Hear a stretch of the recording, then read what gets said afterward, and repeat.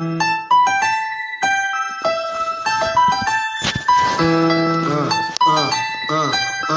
Democrats don't speak for me. Speak for me. Speak for me. Republicans can't speak for me. Speak for me. Speak for me. A bitch ass nigga can't speak for me. Speak for me. Speak for me. You coon ass niggas can't speak for me. Speak for me. Speak for me. Listen here, this is a fact of life. I be rapping like Nat Turner came back to life. Grab Donald Trump by the pussy, he ain't acting right. I never run from a conflict, I be glad to fight. It's a very cold world that we live in. And somebody please tell Elizabeth you're not an Indian. You just trying to con them people to get the benefit. Just another immigrant, stealing from the Indians. That's some punk ass shit and that's too lame. Now we finna step over to Andrew Yang. And you a sucker, you could never speak for black folks. Fake ass pandemic, trying to get the black votes. The Democrats don't speak for me. Speak for me. Speak for me. Republicans can't speak for me. Speak for me. Speak for me. A bitch ass nigga can't speak for me. Speak for me. Speak for me. You coon ass niggas can't speak for me. Speak for me. Speak for me. You know your boy be high off sativa. Kamala wasn't popping, so we said bye, Felicia. She ain't had a right policy. We ain't trying to meet her. Y'all can take Biden too. Bye. We don't need him. We don't need Roland Martin or that coon Al Sharpton. Didn't need Cory Booker from the start, man. I don't fuck with police and no snitch. You know I'm coming with the heat when I spit it. The Democrats don't speak for me. Speak for me. Speak for me. Republicans can't speak for me. Speak for me. Speak for me. A bitch ass nigga can't speak for me. Speak for me. Speak for me. You coon ass niggas can't speak for me. Speak for me. Speak for me. If you ever go to court and this is your luck, try not to get fucked by Benjamin Crump.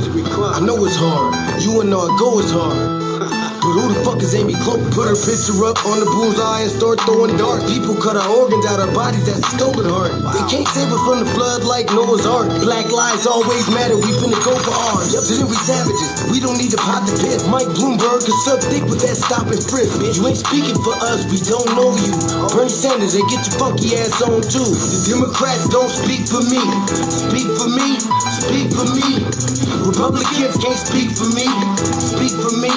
Speak for me. A bitch ass nigga can't speak for me. Speak for me. Speak for me. You coon ass niggas can't speak for me. Speak for me. Speak for me.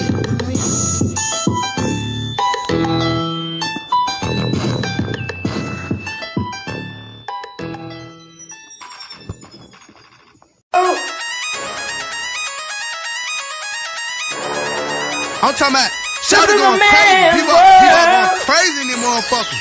Run that shit back, man. But it means nothing. Nothing. Got a woman on the bed.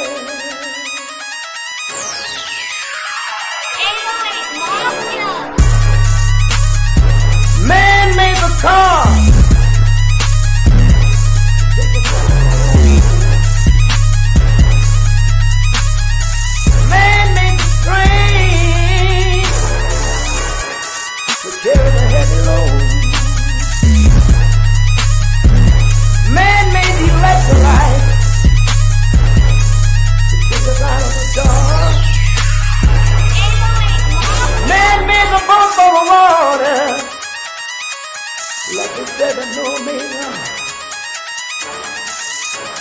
Man thinks about a little bit of baby girl and a baby boy, and man makes them happy because man makes them joy. But after man make everything we can, do you know that man makes money?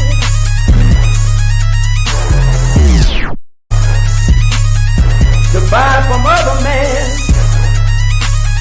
This is a man's world.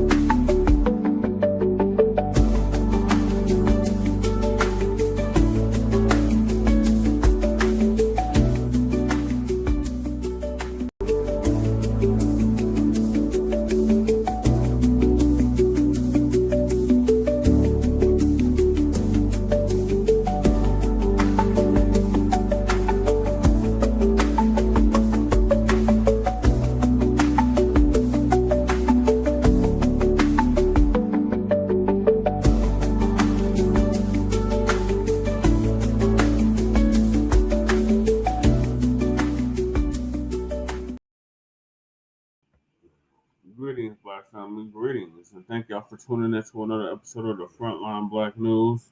I'm your host, Shane Krumah, and we got Lady Che in the background to sleep right now, but when she wakes up, she'll be joining us.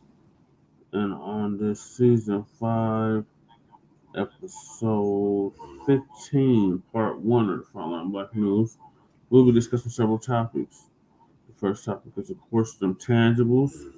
They're going to continue to mass up intangible for our vote all the way up until 2100. So tangibles 2025, all the way up to tangibles 2100. Then we got desperate Democrats want black folks to defend the illegals. FBA culture report with Kool Keezy, the brother that does the intro. He's going to give us a sound off update on that. Then we got, FBAs aren't immigrants. We are the soil this country sits on. Then there's a lot of anti-FBA content that's flooding TikTok all of a sudden. Then we got the 4th of July 2025 address. Then we got Latinos. Latinos are furious after learning birthright citizenship was meant for only Black Americans. Then we got reparations. African immigrant calls FBA's dumb over 14th Amendment, but it wasn't meant for you, brother. Zaran Madani busted for claiming to be African American. Justice and Black unity. Are we too divided to get what we're owed?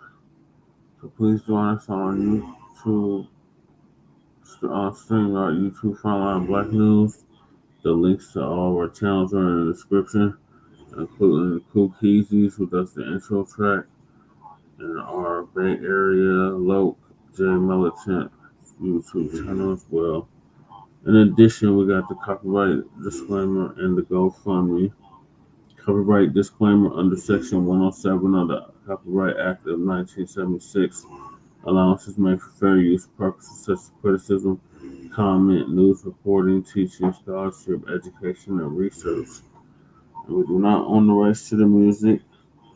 And if you don't understand racism, white supremacy, what it is and how it works, everything else that you think you understand will only confuse you. And all 9-10 areas of human activity, which are economics, education, entertainment, labor, law, politics, sex, war, and religion, and some say health and nutrition. So all 9-10 areas of human activity. Then we got racism, white supremacy, RIP to Nelly Ford Jr. Racism and supremacy is conscious and subconscious behavior to maintain white genetic survival, to prevent white genetic annihilation. Dr. Frances Cress Wilson, RIP to her as well. So those are the topics. Appreciate y'all sticking in with us. We're gonna get started now. I don't know where everybody went. Hopefully y'all come back. So I'm gonna read the tangibles that I've been reading for the past 6 years.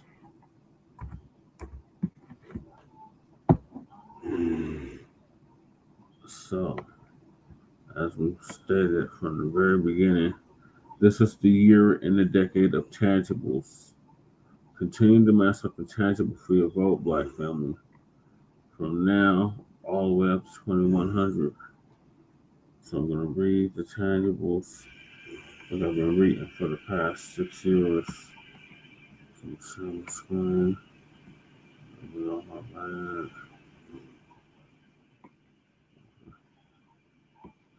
So instead of 2020, it's tangibles 2025. But nothing else has changed except the year. So instead of 2020, it's 2025 for the local major cities like New York, Chicago, I believe, several other cities. I know definitely New York has a big election coming up. or it's in the election right now. 2026 is the midterms, and then 2027 is when Denver's next election is, and then 2028 is when the next presidential election is. So all of those are coming up, and foundational Black Americans are going to reject the 50-year-old plus malign neglect policy that has been implemented by the political system. This malign neglect policy mandates that Black Americans should be ignored and only mentioned in vague and non-specific terms, lumping foundational Black Americans in the groups of minorities, immigrants, people of color, etc., has only hindered the progress of Black Americans as a group while providing tangible benefits for other groups. In this election cycle, foundational Black Americans or Black Americans are going to insist that our needs are specifically met by politicians who are seeking our vote. Foundational Black Americans want tangible benefits specifically for us. We do not want trickle-down secondary benefits that are provided for every group. Every group has not been systematically marginalized and disenfranchised in every area of society as foundational Black Americans. So we refuse to be lumped in with groups who often assist in the exploitation and disenfranchisement of Black Americans. So politicians must offer tangibles, specifically the foundational Black Americans, or we simply will not vote for them. Be sure to spread this message far and wide on social media using the hashtag Tangibles2020. And since it's 2025, it's Tangibles 2025. And next year, when the midterms are, it'll be Tangibles 2026. And then 2028 for the presidential, all the way up to 2100. Continue to master tangible for your vote, Black family. So when we talk about them tangibles, we're talking about reparations. You already know, twin. Cut the goddamn check. And that amount is in the gazillions now. The final total was 906 trillion. That's literally 10 to the 21st power on the trillions that we're owed. We'll start at 100 trillion. And it's been compounding interest, and now it's up to a gazillion. Plus, anti-Black hate crime legislation, similar to the one they gave the Asians. Stop Asian hate madness. So, and tax-free exemptions and land tangibles, specifically lineage-based tangibles. If they're not offering us that, then don't waste your time, Black family. So, that's the tangibles. So, any questions, class? So, cut the goddamn check. All right. So moving along. We got a gang of topics. So we're gonna play our boy Kool Keezy. He says the Democrats are desperate and want Black folks to defend illegals.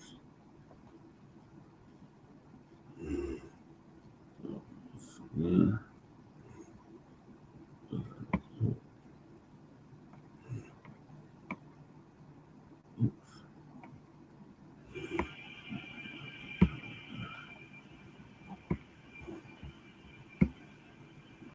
So here's Kool Keezy. But that does the intro track. He's spits some knowledge on why these Democrats are so desperate. Are the Democrats desperate to get FBAs to care for illegal immigrants? Question mark. So he's gonna answer that question for you. Now, why are the Democrats working this hard to get Black Americans to put the cape on for illegal immigrants? That's what we need to be asking right now. So all across the internet, you got bootlicks pushing a fear campaign around that Supreme Court case, Trump versus CASA. They using Ketanji Brown Jackson's dissent like it's gospel. Talking about Trump is about to start deporting Black Americans. Let me say this plain and simple. That's a lie. The case is about injunction power and birthright citizenship. And all that affects immigrants. That ain't got nothing to do with foundational Black Americans. Every time election season comes around, here they come again with this boogeyman routine. They want us scared, confused, and out here fighting battles that ain't got nothing to do with us. Meanwhile, where's the talk about reparations? Where's the policy? Where's the tangibles for the people who built this country? So we not hearing it. What we seeing is the Democrats trying to get Black Americans to put the cape on for people like the Haitians who are allegedly out here attacking ICE agents. And here's the part they won't tell you. If you publicly align yourself with a group that's seen as a hostile force, you can get caught up legally. That's a fact.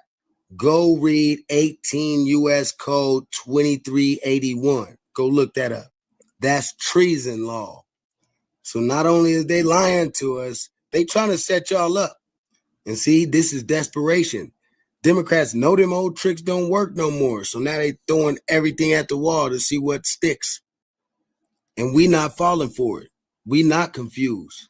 Because like Neely Fuller Jr. said, if you don't understand white supremacy, what it is, and how it works, everything else that you think you understand will only confuse you. That's right, Kool Keezy. So Kool Keezy just summed up everything I just said, but the tangibles. And yeah, y'all can hold your own chalupa, your own burrito, your own taco, your own enchilada, your own chalupa. We got our own fight to deal with. So these damn tethers and immigrants, these migrants, these illegals, thought that we were gonna get deported. Man, FBAs aren't immigrants. We are the soil this country sits on. So Uncle Phil's gonna give us an update on that. Shout out to Uncle Phil and the African Diaspora News Network or News Channel. I don't know what it is, ladies and gentlemen, with people sitting up here and trying to label us as Black Americans as immigrants. Like I don't. It's like they want us on their level because they realize that, wait a minute, they have the 14th Amendment. They can't be deported like that. And how dare they be in a position that we're not in? Understand what I'm saying? Case in point, I want you to hear what this little, sister has to say. We got to get further into this psychology. We are immigrants. Black people are immigrants in this country because we are not indigenous to this land. I'm going to keep saying it. I'm going to keep saying it. Now, you see the comments she's responding to. It says that we are not immigrants. My people, ancestors, built this country. I'm a builder, a carpenter today. And she wants to emphasize that, saying that, oh, you're not indigenous to this land. You are an immigrant. Well, in order for someone to be an immigrant, ma'am, you have to come from another country. Think about it. When you immigrate in modern terms, you go from one country to another in modern terms. So that means you have a home country to come. That's why a lot of you have foreign flags, because you have a home country, right? Your homeland. I know y'all quit doing it now, but all y'all used to put your foreign flags in your bio on all these social media, and you be proud of your homeland. Now it seems like you're not proud. I don't know why. Why did you take down your foreign flags? But you took it down, right? So if you have foreign flags or a foreign country, if your parents came from this country, if your grandparents came from whatever country they came from, you are either first generation, but you are an immigrant. Now, if you look at FBAs, it's a simple history lesson with us. There was no United States at all. They had the colonies, but there was no United States until our free labor and innovation built this country. We didn't immigrate here. The United States was not formed when we were here, right? It was not formed. Some black people was already here, all up and down the North America, South America, Central America. Black folks been traveling up and down this land. So some people were already here. Some people, definitely came from the continent of Africa. That's just history, okay? But Black Americans are indigenous to America because we built this country. We built it. We have no other nation that we could say we came from. And if you got the nation where we come from, point to it. Number two, if whatever nation you say we come from, how come that nation or nations have not said, hey, you are us. Come on back to your home country here. We figured it out. And the moment you step foot here in the airport, we are going to have special immigration waiting there to go ahead and process your paperwork for citizenship and all rights to be a citizen in this nation because this is really your home. We have not had one African nation that say that. Now, I know Ghana has a right to abode and all of that, but that's a process, and anybody can get that. Not too long ago, we seen where Ghana was doing citizenships, and yes, some Black Americans got citizenships, but also some Indians got it, and some Chinese got it, and some white people got it. You know what I'm saying? I'm just using Ghana because they have been more, open to it. But what other nations that say this is your home, come here? We shouldn't have to, if somewhere is our home in the continent of Africa, we shouldn't have to be going through no process like white people.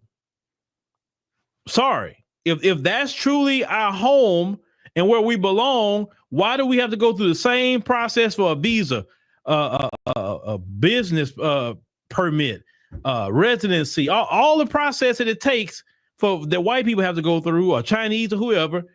How is that our home?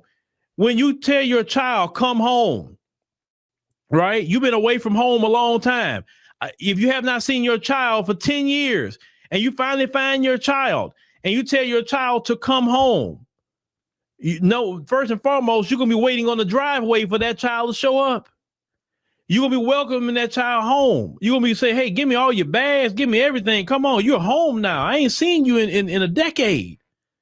And you're going to bring your child home and you're going to say, hey, here's a key because you're home now. You know what I'm saying?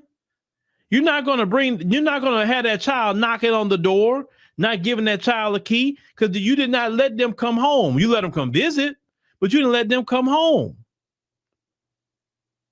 So there's no nation right now that you could name, ma'am, that's told us, come on home. Soon as you get here, we got a citizenship waiting on you. This is your home. We don't have that. We are indigenous to America because this is what we built. Remember, y'all saw the Woman King and all of that too, and then how the Dahomey and all of them was helping round up people and the walking people around the tree of forgetfulness, wanted people to forget. And then you want to get upset when people say that, well, I'm not from there. You know what I'm saying? We're not immigrants. And trust me, if we were immigrants, let me tell you something. If we were immigrants and they could have deported us, do you really think they would have dealt with all the mess they dealt with us? Come on, let's slow walk this. If they could have deported Malcolm X, do you think they would have deported him? Why have COINTELPRO and the FBI and all that messing with Malcolm X? They could have just deported him, right? If he was an immigrant. Why didn't they just deport Martin Luther King? All the things that he was saying, March on Washington, all that. Why just they didn't deport him if he was an immigrant? Why didn't they deport Dr. Khalid Muhammad? Why didn't they deport Minister Farrakhan, Elijah Muhammad? Why didn't they deport all the black people that came out fighting for George Floyd, right? Or fighting for Michael Brown, or Trayvon Martin, or anybody that we have stood up for, Breonna Taylor? Why haven't they just went on ahead and deport us? Because we causing trouble. Why haven't they deported us? Because they can't. because we don't have no nation other than this nation. And that's why they do the things they do to us also, because we have no other nation. See, when they mess with a lot of you who are immigrants, they actually messing with a whole nother nation. So they gotta be kind of careful what they do to you, because they may have some agreements with your homeland, maybe for minerals or whatever the case may be. So they can't go too hard in the paint on you. But us is open season. It always has been open season on FBA. So what I'm telling you, we are not immigrants. They wouldn't have to mass incarcerate us if we were immigrants. They can just mass deport us. I'm just I'm letting you know that. It doesn't make no logical sense for them to put up with us this long when they could have got us all out of here. So no, ma'am, we're not immigrants. We're not. And I understand the mass deportations is not an easy thing to deal with. Trust me, you literally got some white supremacists that's in ICE that's coming after a lot of you. Oh, yes. I get it. I understand. Trust me, I do. But a lot of you rejected unification. So this is really the consequence. But no, you can't. Y'all have to get that out your head. I know when y'all found out we wasn't immigrants, I know it was a big shock to a lot of you. But they stuck with us. Now, y'all, on the other hand, they're not stuck with you. They can get you on them out of here. Do you know what Trump and them now is talking about? You say, well, I'm a citizen. You're a naturalized citizen. And guess what they talking about doing? If you got anything on your criminal record, they talking about denaturalizing taking your American citizenship away and getting you on out of here. Trump's DOJ is planning on getting a lot of you out of here who have got an American citizenship. I'm a citizen. I got my naturalized citizen. If you got anything on your record, you may be out of here, buddy. That's what Trump is doing. And every time I look up, the Supreme Court is letting him do whatever he wants. Literally letting him do whatever he wants. The Democrat Party is not saying much to defend y'all either. Immigrants, hope you know that too. The Democrat Party, they may make a little comment here and there, but they're not doing anything. They're standing right there and watching it happen to y'all. Even Democrats who come from immigrant backgrounds aren't saying much or nothing. You know, people like Ilhan Omar, who's very mouthy, she knows she has to watch herself because Trump will deport her. He will do it. So a lot of them quiet, they're scared right now. A lot of them are. Because Trump is a wild man. He's not predictable at all.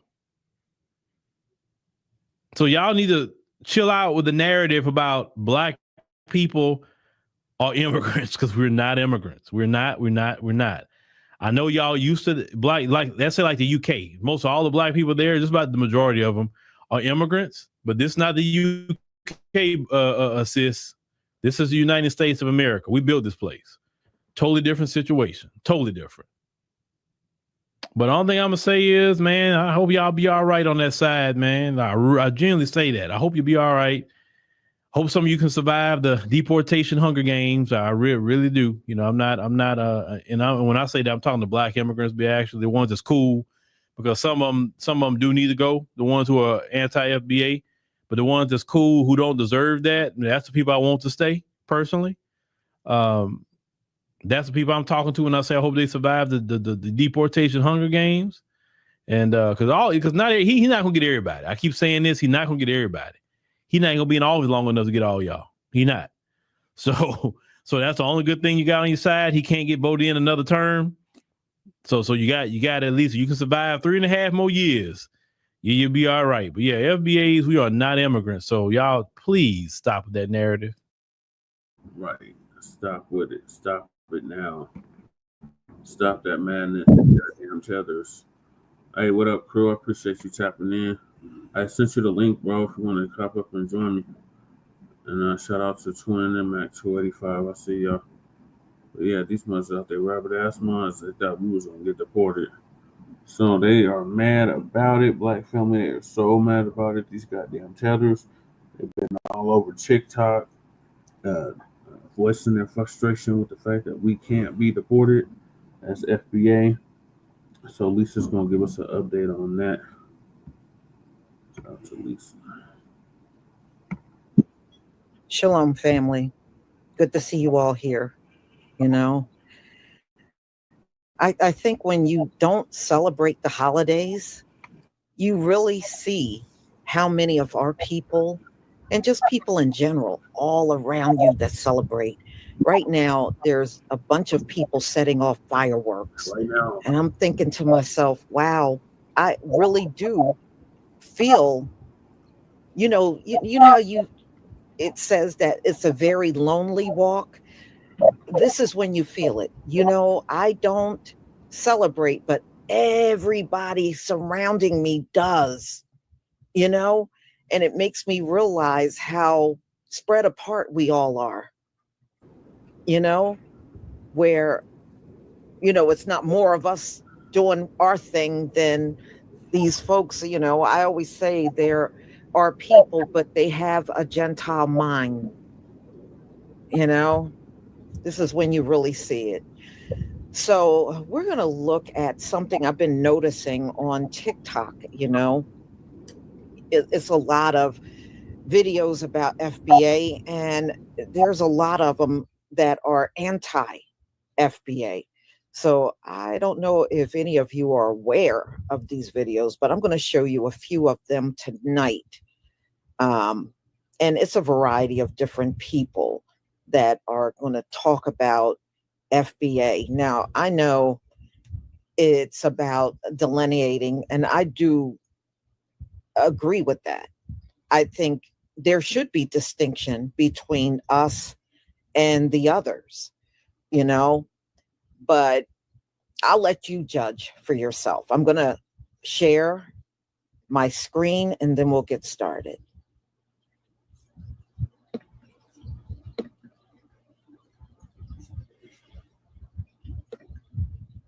Okay. Give me a 1 if you can see my screen.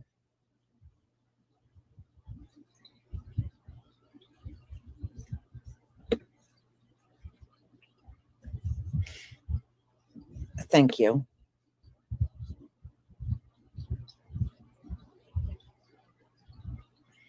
Okay. All right.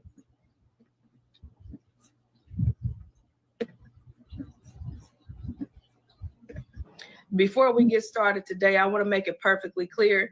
At no point in time is the FBA ever allowed on any of my social media. Don't come here. Until y'all change y'all views and stop with that bigoted rhetoric that anybody who is not of so many years of American lineage does not count as a Black person or American, you're not allowed here. You're not allowed on none of my social media. If you put disrespect in my comments, 10 times out of 10, you probably will get it right back. Again, at no point in time is the FBA ever allowed on my page. Y'all are a Black version of the Klan. The only difference between y'all and the Klan is the Klan wear white sheets. If you were able, if you don't wear them already, your sheets would be black. The way y'all talk to the rest of us in the Black diaspora that you don't deem as Black American or that you don't deem as Black, period, is dishonorable, disrespectful, and disgusting. The rhetoric, the claims that y'all make trying to invalidate the rest of our Blackness is exactly why I don't want nothing to do with y'all. Don't ever come to none of my pages, or you will get talked to the same way you try to talk to us. Fair is fair. To see Black people get on this app and say that they're staying out of this one, it hurts my heart. Oh, doing the same thing that they do to us. Whenever one of our own is gunned down in the street and all those people jump on the internet and come up with all these excuses as to why it should have happened, you're doing the same thing. To only get active and step in when it affects us, that's white supremacy. You're adopting their playbook right now. Our Black revolutionary leaders would be ashamed of you. They would be ashamed. Not to mention the Black immigrants that are watching y'all say this shit on the internet, the Afro-Latinos, the Haitians, the Africans. those people are affected too. So yeah, I hope the internet clicks were worth it. I hope you got the likes that you wanted. And I hope you got your little moment.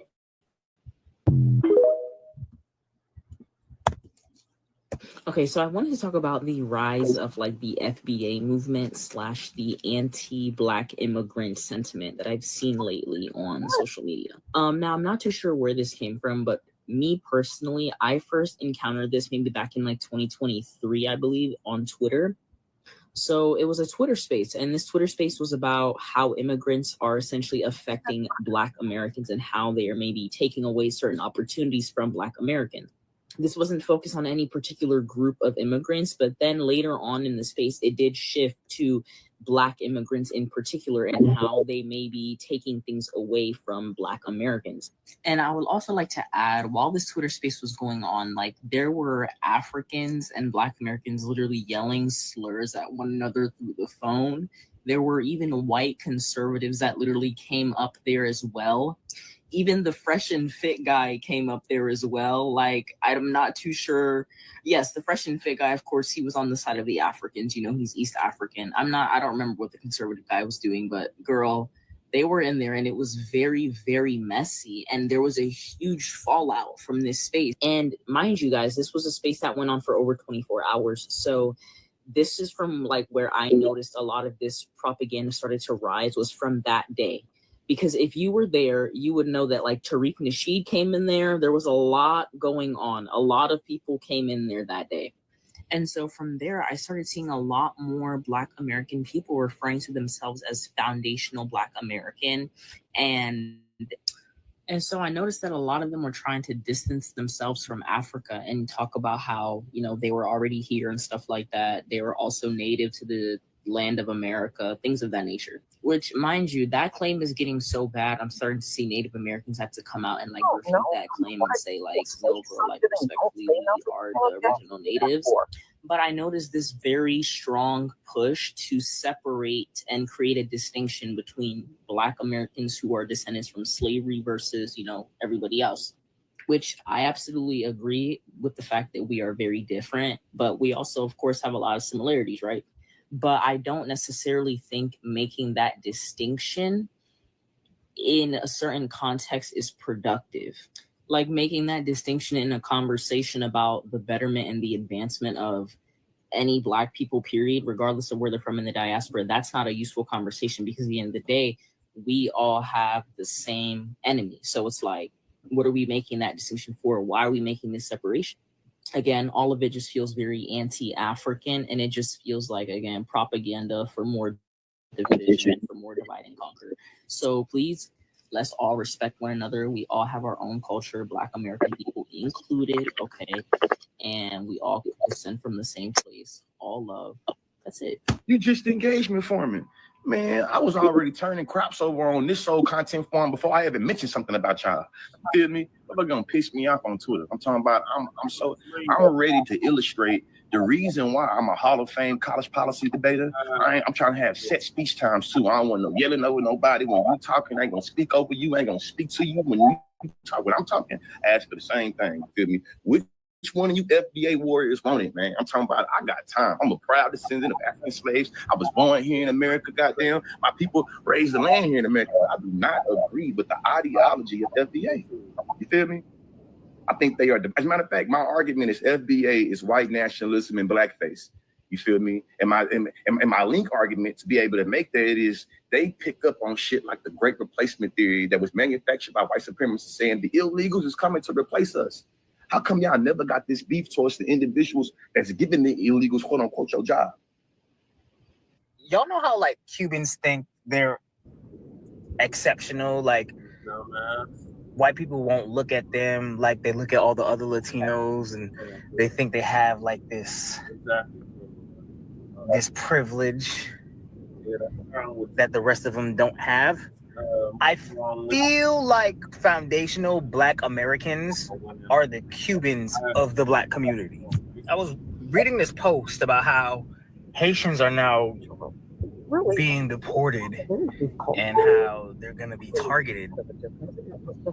And I'm looking at the comments and I see foundational Black Americans, people who are claiming they're foundational Black Americans, that they're good. There's nothing, they have nothing to worry about. And I just think like, you are such a dumb motherfucker because you look just like me. I'm not Haitian, by the way, but you just look like me. You look like the Haitian that's gonna get deported. We look alike. You think these white people are gonna look at you and be like, oh, he's not Haitian, he's a foundational Black American. No! They're gonna see your black ass and take your ass to a prison and then deport your dumb ass. No one came to save us. Nobody sent a ship. No military came to help us. We've been on our own. So when you talk down on some of the dysfunctions that, you know, a percentage of us may have, you don't even take in the context what we've been under for all this time, what we've been dealing with and how we've been fighting for us and for you guys on top of that. And y'all got a whole continent over there with all these minerals and gold and all that. So it's like, come on, we can't do the one-sided thing. Like, that's crazy. I mean, you got these hate spaces on Twitter space where people just come together, African folks and the Caribbeans all come together with this love fest for each other, but this hate fest on us with these weird talking points. And it just went under the radar for a long time without us really noticing. But it's like, damn, like now it goes the other way. But for a long time, this was unprovoked because we always show love to you guys. You know, like how you gonna just make whole spaces talking about our dysfunctions and parts of our society unprovoked for just years and years and years, and talking about behind doors for years and years. And it's like now I understand why I'll see a lot of immigrants. Women with white dudes, or see a lot of immigrant dudes just go out of their way to date white women and like talk crazy about black women. And I always wondered that, damn, what's up with all these weird dudes that's so anti-black women or so anti-black, you know, these females so anti-black man. And that just brought it around full circle. Like a lot of the time, sometimes it's coons, but we call out our coons, you know what I'm saying? But like the Candace Owens, y'all don't call out y'all's. That's a problem. So I don't know. Like, I mean, you got the Rastas, you know, they pro-black, but I can't really think of any other group of people.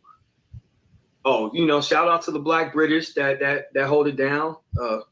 Even though sometimes there's a little weird energy coming from over there, trying to scapegoat our men over here.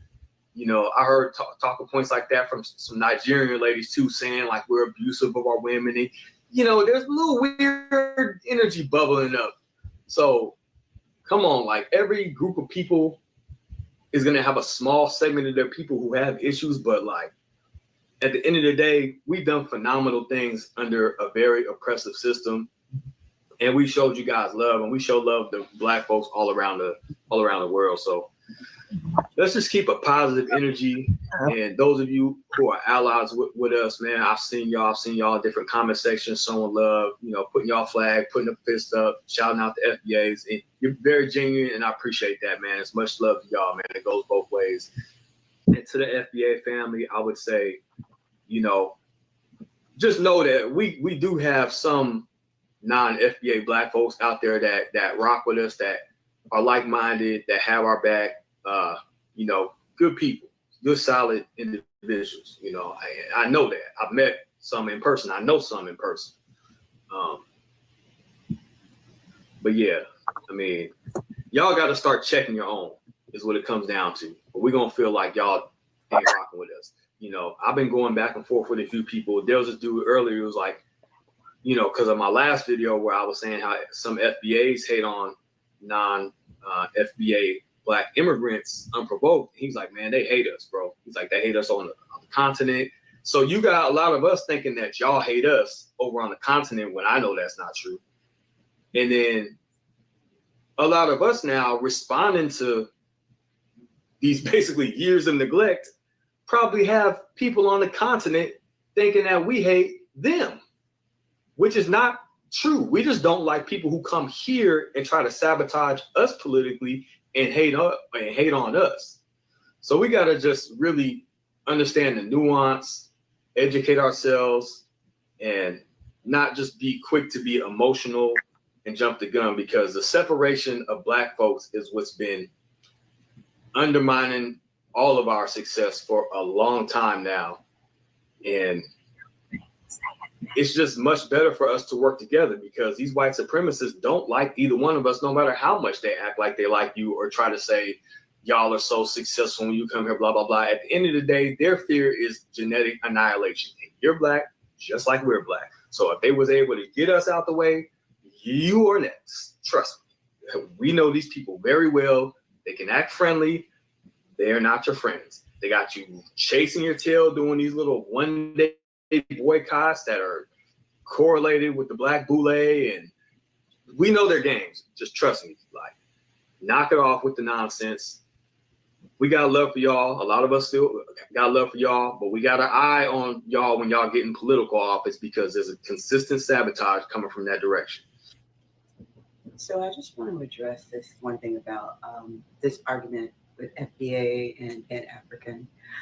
In 2024, can we cease this argument and this conversation? Because those agents are dropping in, and they're trying to continue that divisiveness.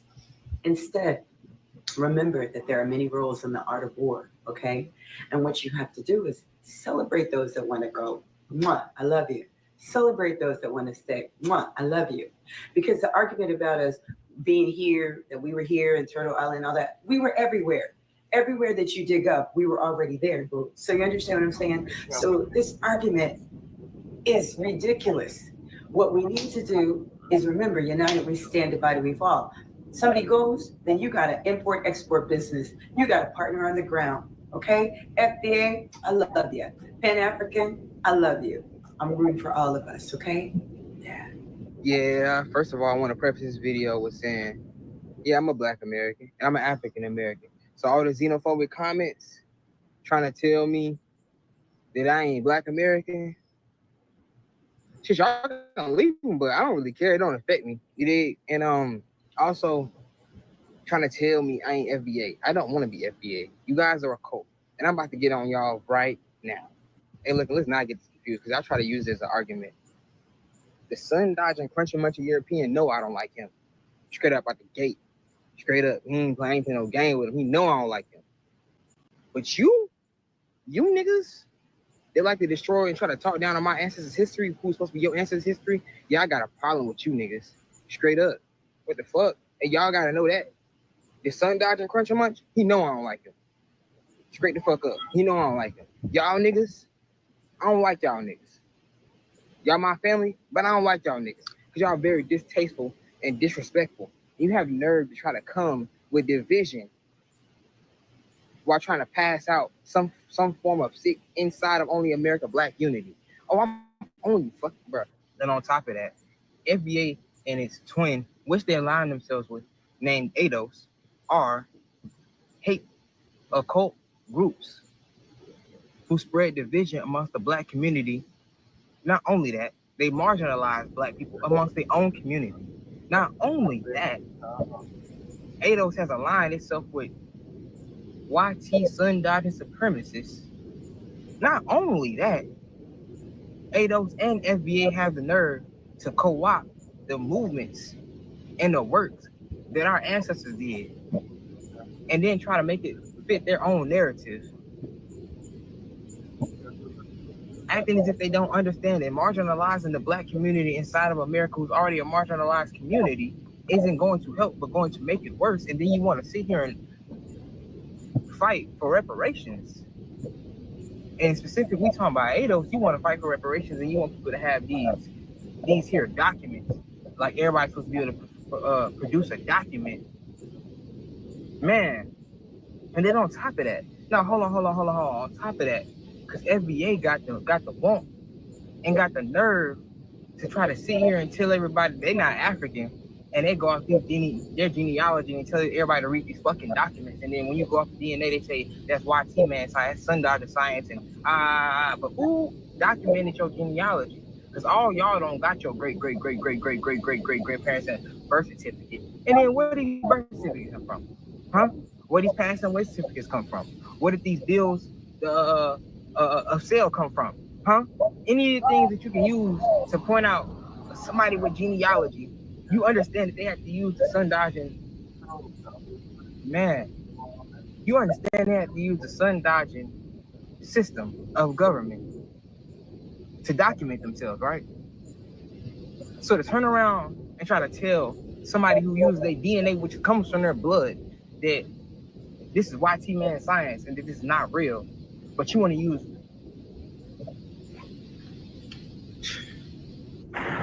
Can we have a conversation about FBAs? Because at the end of the day, y'all are actual walking contradictions. Y'all are upholding another man's views and values on other Black people who aren't American for what? And then y'all go on and be like, oh, well, they disrespect us and da-da-da-da. We know this, but y'all really don't. You want to know how we know y'all really don't? Because everything is based offline. Y'all don't have experiences on your own to actually take from. Now, me, I do. I've actually got discriminated against towards Caribbeans and Nigerians before. Do I hold that against them? No, because I've met so many more that outweigh them. That's what I'm saying. Y'all don't actually have these experiences for real. Y'all hear it, y'all see it online, and y'all automatically associate it with yourself. And then y'all go on these little tangents, weird prejudices, tangents, not realizing that you are upholding white supremacy. If you don't want to uphold white supremacy, you cannot have any type of hatred or prejudice against any other race. Because at the end of the day, you'll be upholding white supremacy. So if you are FBA, and you claim to be an FBA, you uphold white supremacy. You do.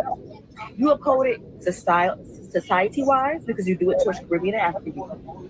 You uphold it very sexist-wise because a lot of FBAs don't actually like to hear Black women speak. Can we actually talk about that? How a lot of FBAs are actually men, and how the men don't like to hear what we have to say. And the FBA women who are out there, they don't want to hear it either because they have internalized misogyny. At the end of the day, y'all holding bits and pieces of standards that are all lumped up into white supremacy. All of it. You cannot battle white supremacy and then uphold it in the same sentence. It doesn't work that way. It doesn't. You cannot say that you are fighting white supremacy while you are calling Caribbean and African people tethers or teethers or whatever the fuck this shit means. Whatever the fuck it is. It doesn't solve anything. It doesn't help the Black community either. And what I also noticed with a lot of FBAs, y'all don't do shit for the Black community. Y'all have all this opinion, all this talk, but with nothing to back it up with. Just hatred. Just straight, plain hatred. Y'all are following another 50-year-old man's views. He's not even a politician. He has nothing behind him that is worthy of this follow besides being an internet personality. Y'all are listening to a person who do this shit for clout. Y'all are the weakest link of Black people because y'all are so easily influenced. So easily influenced. You're literally no better than the Caribbean African people who do hold prejudices against Black Americans. You're no better. You cannot call out those people while doing the same thing to those people. Like y'all walking little like hypocrites. You don't even notice it. It's how hypocritical y'all really are. Oh my goodness. I woke up this morning to these comments. Listen, I'm going to go on record and apologize to my Black Americans because these comments is y'all letting me have it. And also inform me that Haitians were a part of the Afro-Latin community. So I want to go on record to apologize to you guys because I know right now it's Black Americans versus everybody. And unfortunately, the hate that they've taught is now that we're firing back, now we're hateful. It is never my intent to get on this internet and spew hateful rhetoric, but it's to inform and to bring awareness and also in hopes to get Black Americans to formate and figure out that it's not about us being against each other. Okay, if the African community doesn't care for us, if the Haitian communities don't care for us, if the Mexican communities don't care for us, then we need to care for one another. And how we care for one another is we have thoughtful, provoking conversations that doesn't turn into venomous insults. Because see, what you can never do is insult me, because if you are insignificant to my world, pretty much your comments don't matter. Okay. And for the ones that are saying they don't like us, we know that they don't like us. But now, at the same token, they cannot like us, but they do have the same skin hue as us. So when I say these ice raids weren't just pertaining to, non-caucus people, I mean, it's for anyone that is not of white descent. So it doesn't matter. They can't differentiate again.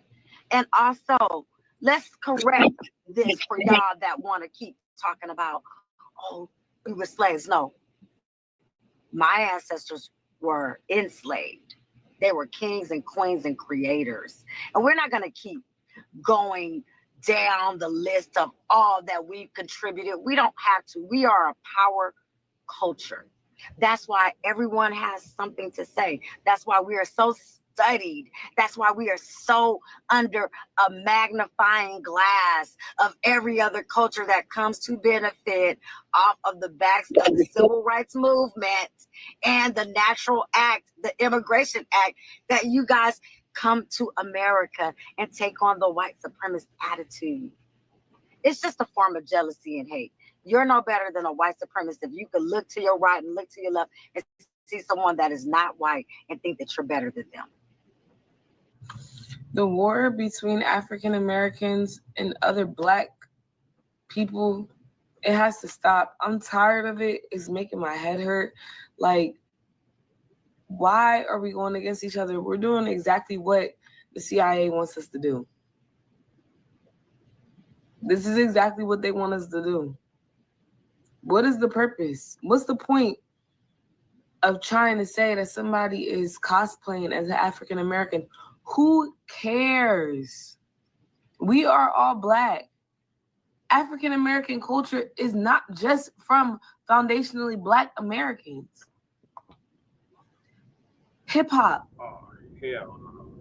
The founding fathers of hip hop are all Caribbean. All Caribbean. The founding fathers. So don't get in my comments trying to say that they created rap. The founding fathers. Y'all like to just, But there's no point in doing all this back and forth and trying to go against each other. It's stupid. I'm convinced that all of you guys that do the arguing are straight bots and are white people behind the pages, because it's not making no sense to me. I've never seen this much disagreements and conflict between Black people before in my life. The same thing with the mixed conversation, and you guys trying to take mixed people out the equation and saying that they're not Black. Like, it's really starting to get on my nerves. So the only Black people is African American people. Those are the only ones that matter. People that all their history is from America. Because correct me if I'm wrong, but Google is free. And again, the average African American has 24% at least European in them alone. So why are we going to bash or going to war against all these other people? It's stupid. And I'm not putting the blame solely on African Americans, but it's really starting to give me a headache. I don't want to hear about it no more. It's making me want to get off TikTok for real. Because it's stupid and it's dumb. We're all the same. We're all the same, especially Caribbeans, because we come from the same makeup. European, Native, and African. We all come from the same makeup. So why are we doing this? Why are we doing this? What's the purpose? It's so stupid. Just stop. We invite all cultures. It's not that deep, bro. It's not. Especially because a lot of us have Caribbean in us. A lot. Unless you are literally from the South, like the Southeast, that's the only way I can see you not having no Caribbean in you. And even then, you got Florida, who has a whole big variety of Caribbeans. So I don't know. It just sounds crazy to me. Like, the majority of us have Caribbean in us. So it's like, what's the purpose of you even doing all that? So many talented Black athletes, singers, rappers, entertainment, everybody. So many of them have Caribbean in them. So you gonna discredit them too? Because once we start trickling down, we're not gonna have nobody. I'm just saying. There's starting to be a lot of discourse between African Americans coming to South Africa or Africa, and how a lot of them feel. Some of them feel, right? At this stage, right? We know that there are pretenders, right? They're not interested in Africa, right? We have the Tariq Nasheed group. I don't know. I think they call themselves FBA. Distinguish themselves. You know, they're serious about distinguishing themselves from everybody else that is there, right? So we know that those guys are not interested, right? But we also know that there's tons and tons of African Americans, there's tons of African Americans who love Africa or are moving to Africa and doing all of this. So this video is not for you guys, right? Love you guys. Okay, I want to talk about the African Americans that like to get on here and act like they've done something for Africa to a point where they think that us saying that we are welcoming them back to Africa, that we are begging for them, that we want money from them, that we want to use them, we want to abuse them. Listen, you don't have to come to Africa. Okay? I want to tell you right now, you do not have to stop getting online and fighting about not wanting to come to Africa. Put out all these African American people that have helped Africans. Africans have done nothing for African Americans. First of all those billionaires you mentioned, those are tax write-offs. Did you know how your country works? Did you think that in America there are billionaires who give stuff away for free and not get a tax write-off? You think that's coming from the love? And I'm not saying those people don't love. I'm just saying everything that America gives to Africa has a tax write-off. You know that. So I'm not sure who you think is supposed to be jumping up and down because Jay-Z or Oprah built a school. Because Africans are building schools. We come to America to go back to Africa to build things. We are just not popular.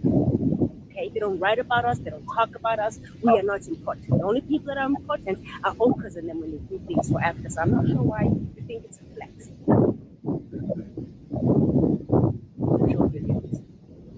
Because it's really sick, right? And then you have the diaspora. All the people are talking crazy, talking about they are high value men, and that African Kenyan women need to jump up and down because they have six packs and they have bank accounts. Because to them, that's the definition of high value. That's not what African women are looking for. But I'm not getting everybody's relationship. I don't care what people are doing, right? But I really need this to stop. This nonsense of acting like you don't want to come to Africa. We don't want you either if you don't want to come here. It is as simple as that. You don't like us, we don't like you too. Guess what? We like the people who like us. How is that a hard thing for you to grasp? We love the African Americans who love us. They know who they are. We know where they are. They know where we are. We are meeting, we are talking, we are communicating, we are planning, we are building, we are doing things. But it's always these loud African Americans who get on here and they act like somebody from Africa is acting like they're busy needing them to come. Live your life, bro, sis. Live the way you want to live. We don't care. All we know is that this wheel is turning, whether you like it or not, whether you agree or whether you do not agree. Let me give you a very good example. Why are there these African Americans who don't want to be associated with Africa? Why, you think being American is going to save you forever? Are there any white people in America who not only are die-hard Americans, do they come to you and be like, oh, I'm half Irish, oh, but I can stand those Irish people? It's the opposite. Every white American who knows they're connected to whatever those European countries, they throw it in your face. You haven't figured out the power of you being American and being proudly understanding and loving Africa. You don't have to come to Africa. You don't have to visit, but cut that out.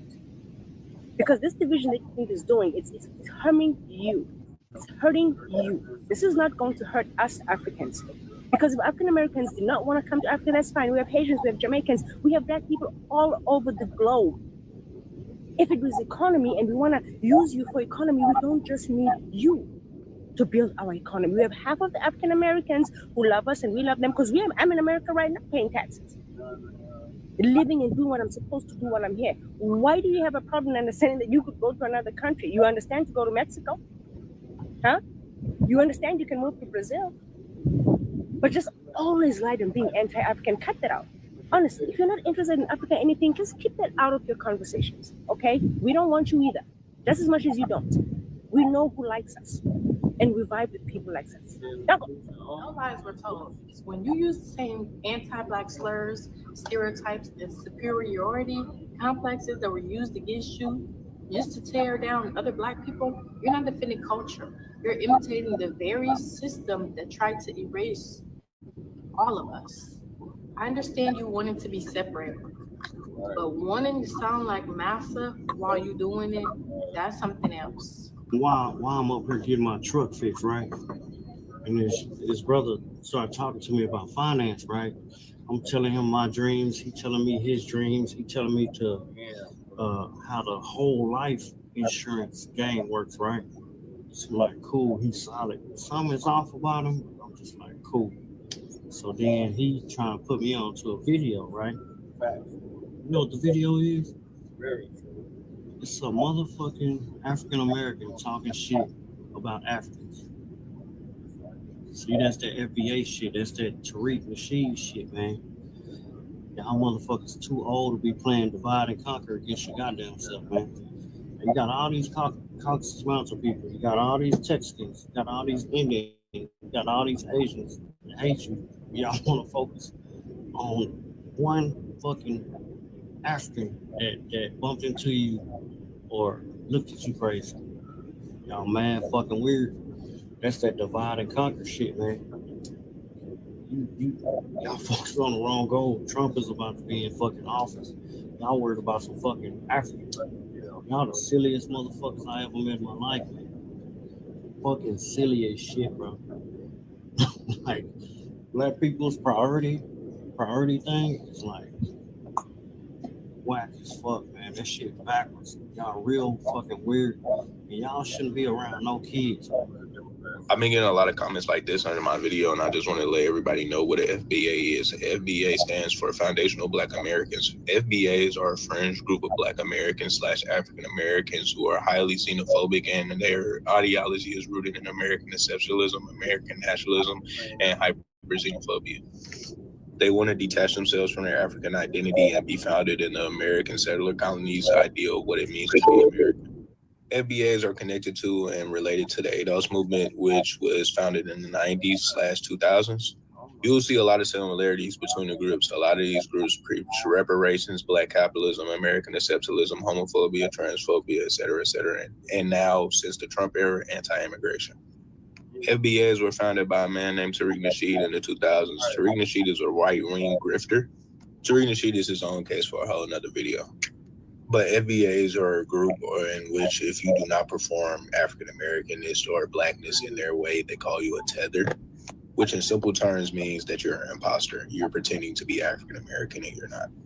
This is also one of the telltale signs that if you're dealing with the FBA, if they keep using the word tether, or they just come out and say they're FBA.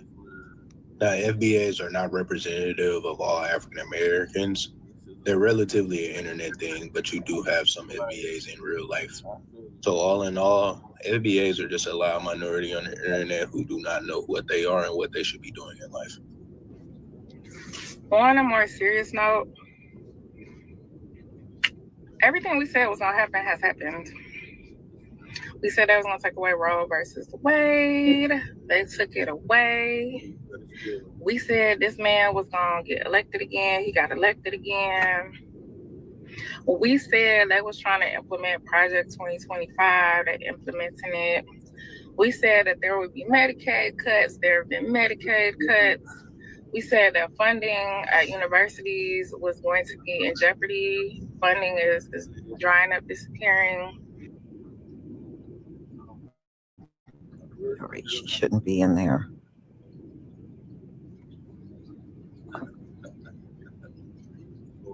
Read first if you need to. You know what I'm saying? But read a book for sure.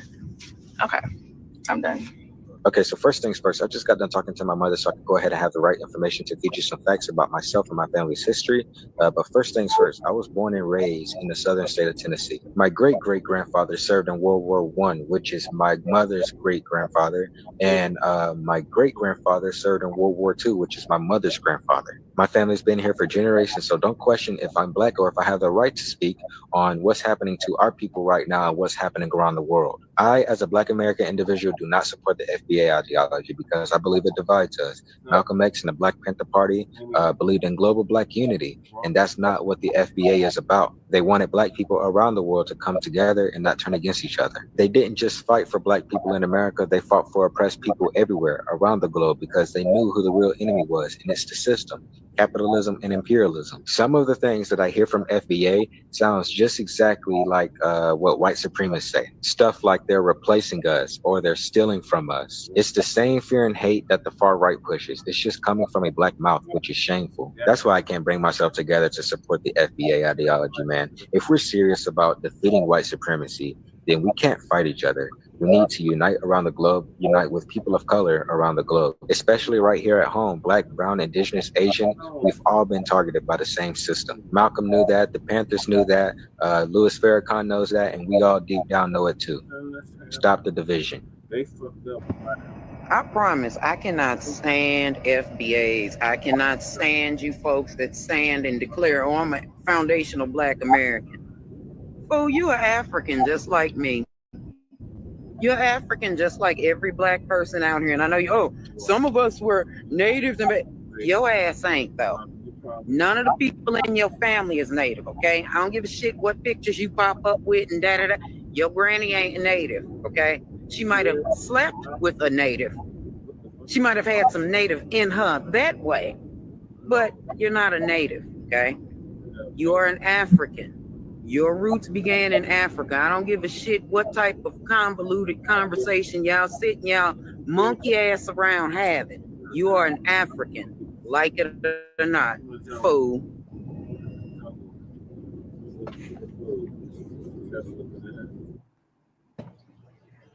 Y'all, I could have got way more than this because there's a lot of them out there on TikTok. I don't know if any of you have noticed, but yeah.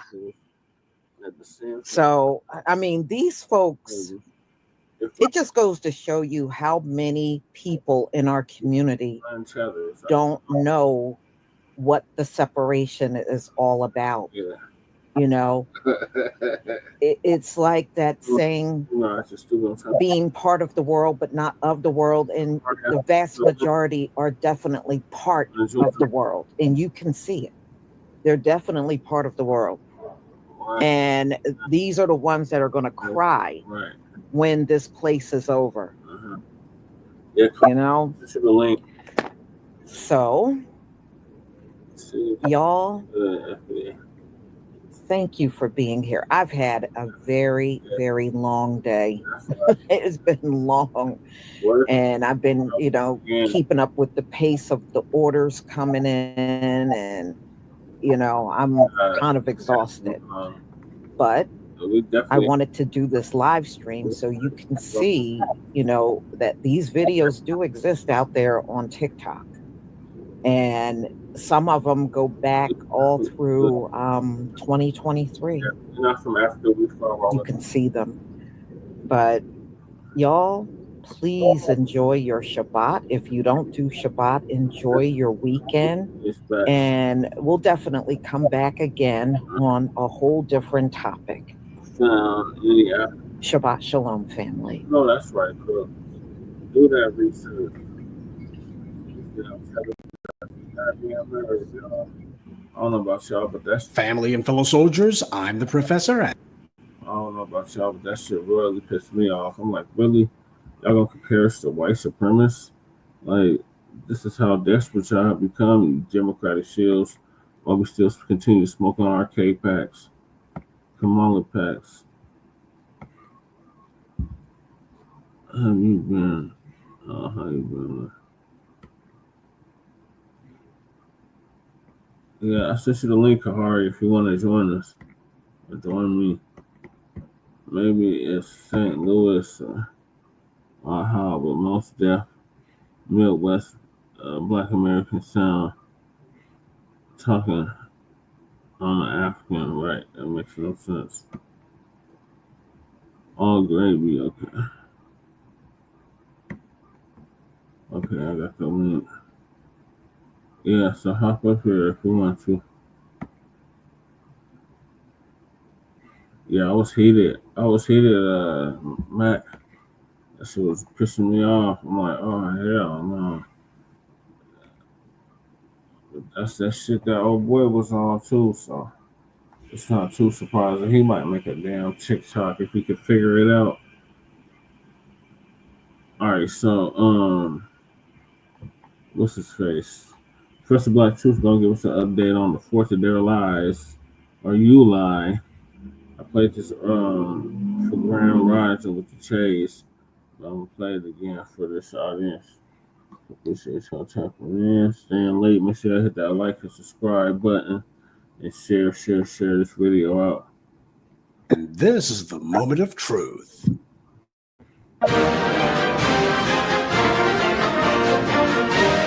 Now, normally this would be the Friday crime report. Then again, it actually should be because of the fact that today marks the date of the greatest crime in human history. That being the case, why don't we take a moment to reflect on how truly great this country is? Okay, moment's over. The evil that this country has represented for 250 years is beyond abominable. We would have to invent a brand new vocabulary just to try to describe it. And I think it makes sense that this day falls on a Friday this year. It may be the 4th of July, but in racial terms, for us, this might as well be Friday the 13th. While some people are planning to have barbecues or some other frivolity today, we in the Black media make it a point to take a righteous dump on the traditions, observances, and so-called holidays of our enemies. That's the reason why today is the 4th of July. And to mark the occasion, every year we do some sort of address where we go ahead and recount some of the country's sins and remind people of why it is that this nation is an evil, sick, racist cesspool.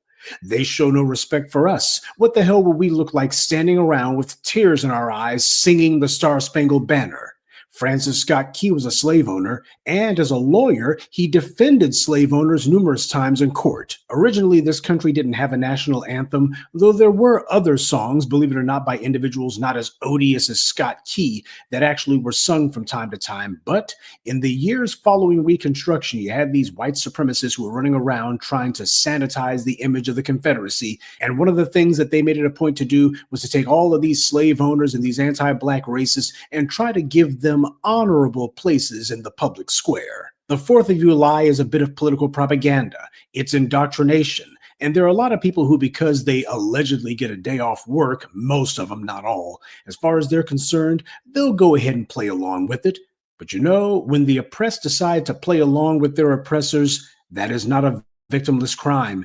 It's a deadly game, one that always ends badly for the ones foolish enough to play it. This country has a number of lies that it's told about itself. This is what's referred to as a national myth. This is when a country invents a story about its origin, one that's meant to elevate its founders to mythical status. Take ancient Rome, for example. Romulus and Remus, the founders of that savage empire, were claimed to have been raised by wolves. Now let's put aside the idea that in order for that to even be true, Rome's founders had to have been abandoned by their own mother, which would say a lot about why Rome was based on total disregard for human life as opposed to, I don't know, common decency.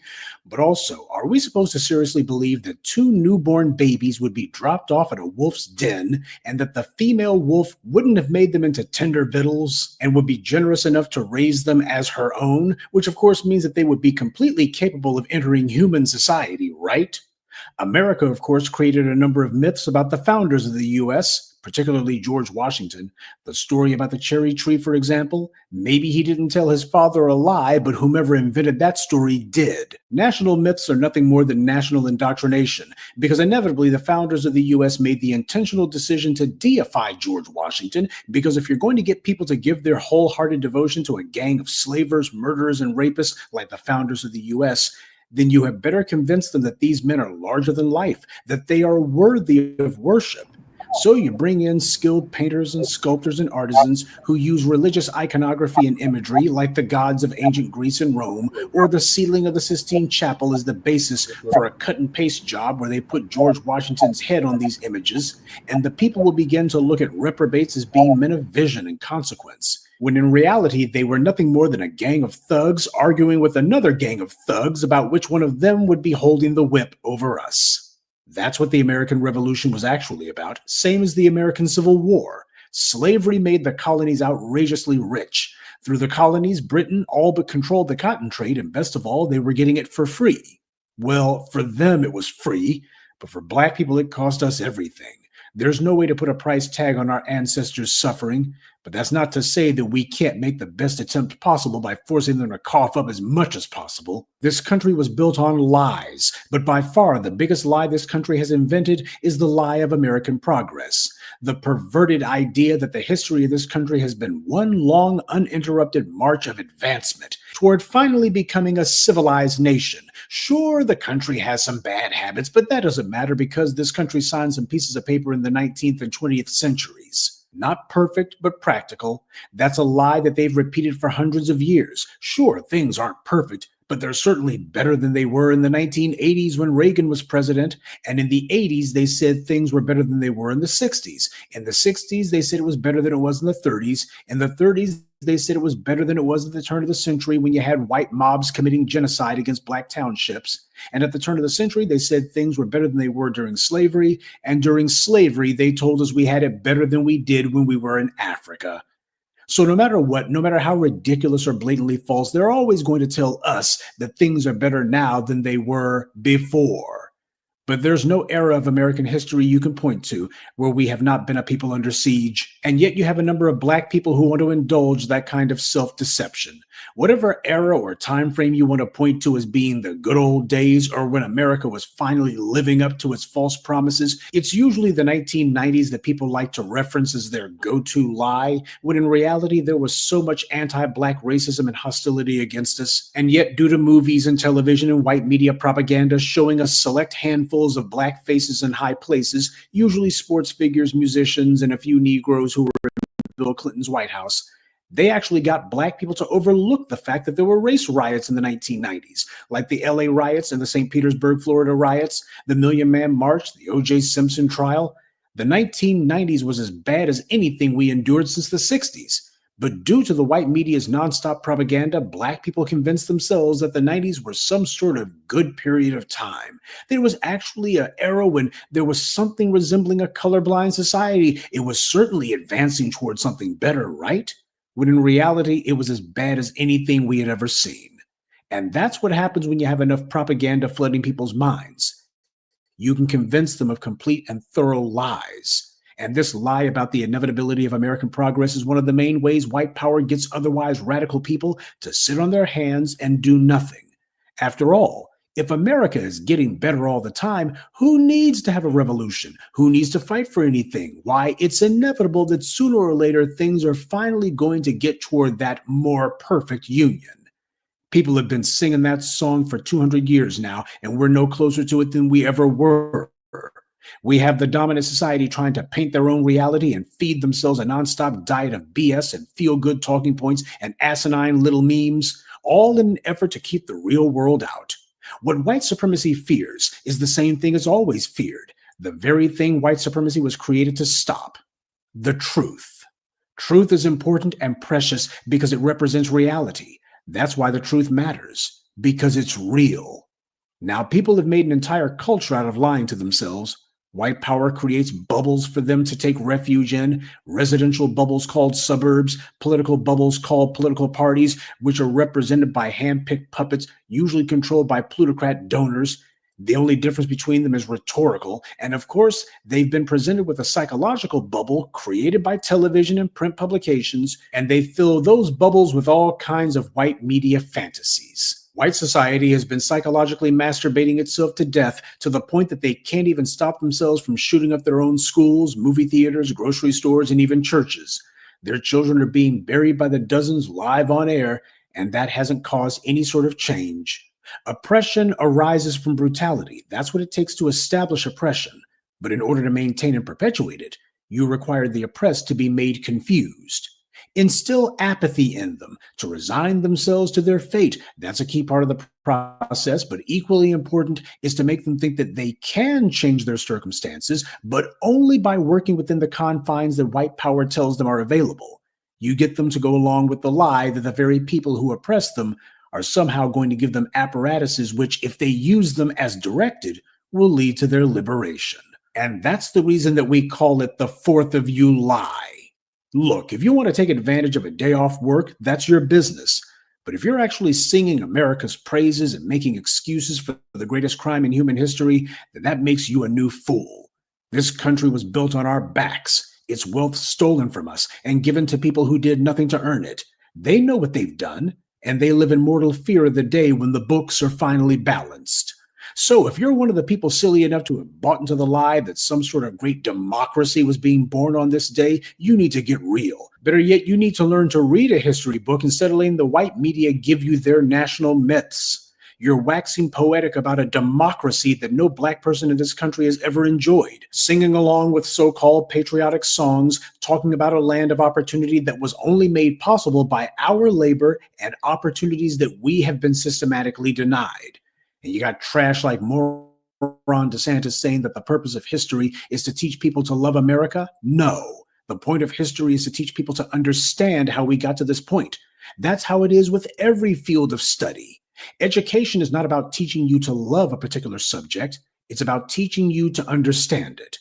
I understand this racist cesspool, which is why I don't love it, and neither should you. I mean, seriously, what the hell would any sane black person look like loving this country? Love is like respect. It has to be earned. But then again, white supremacy is all about the dominant society getting things that they did nothing to earn. The story of this putrid country is not one of progress. It's a story of thieves and opportunists who were scared of work, who lacked all decency and morality, and were trying to get something for nothing by creating an anti-black paradigm.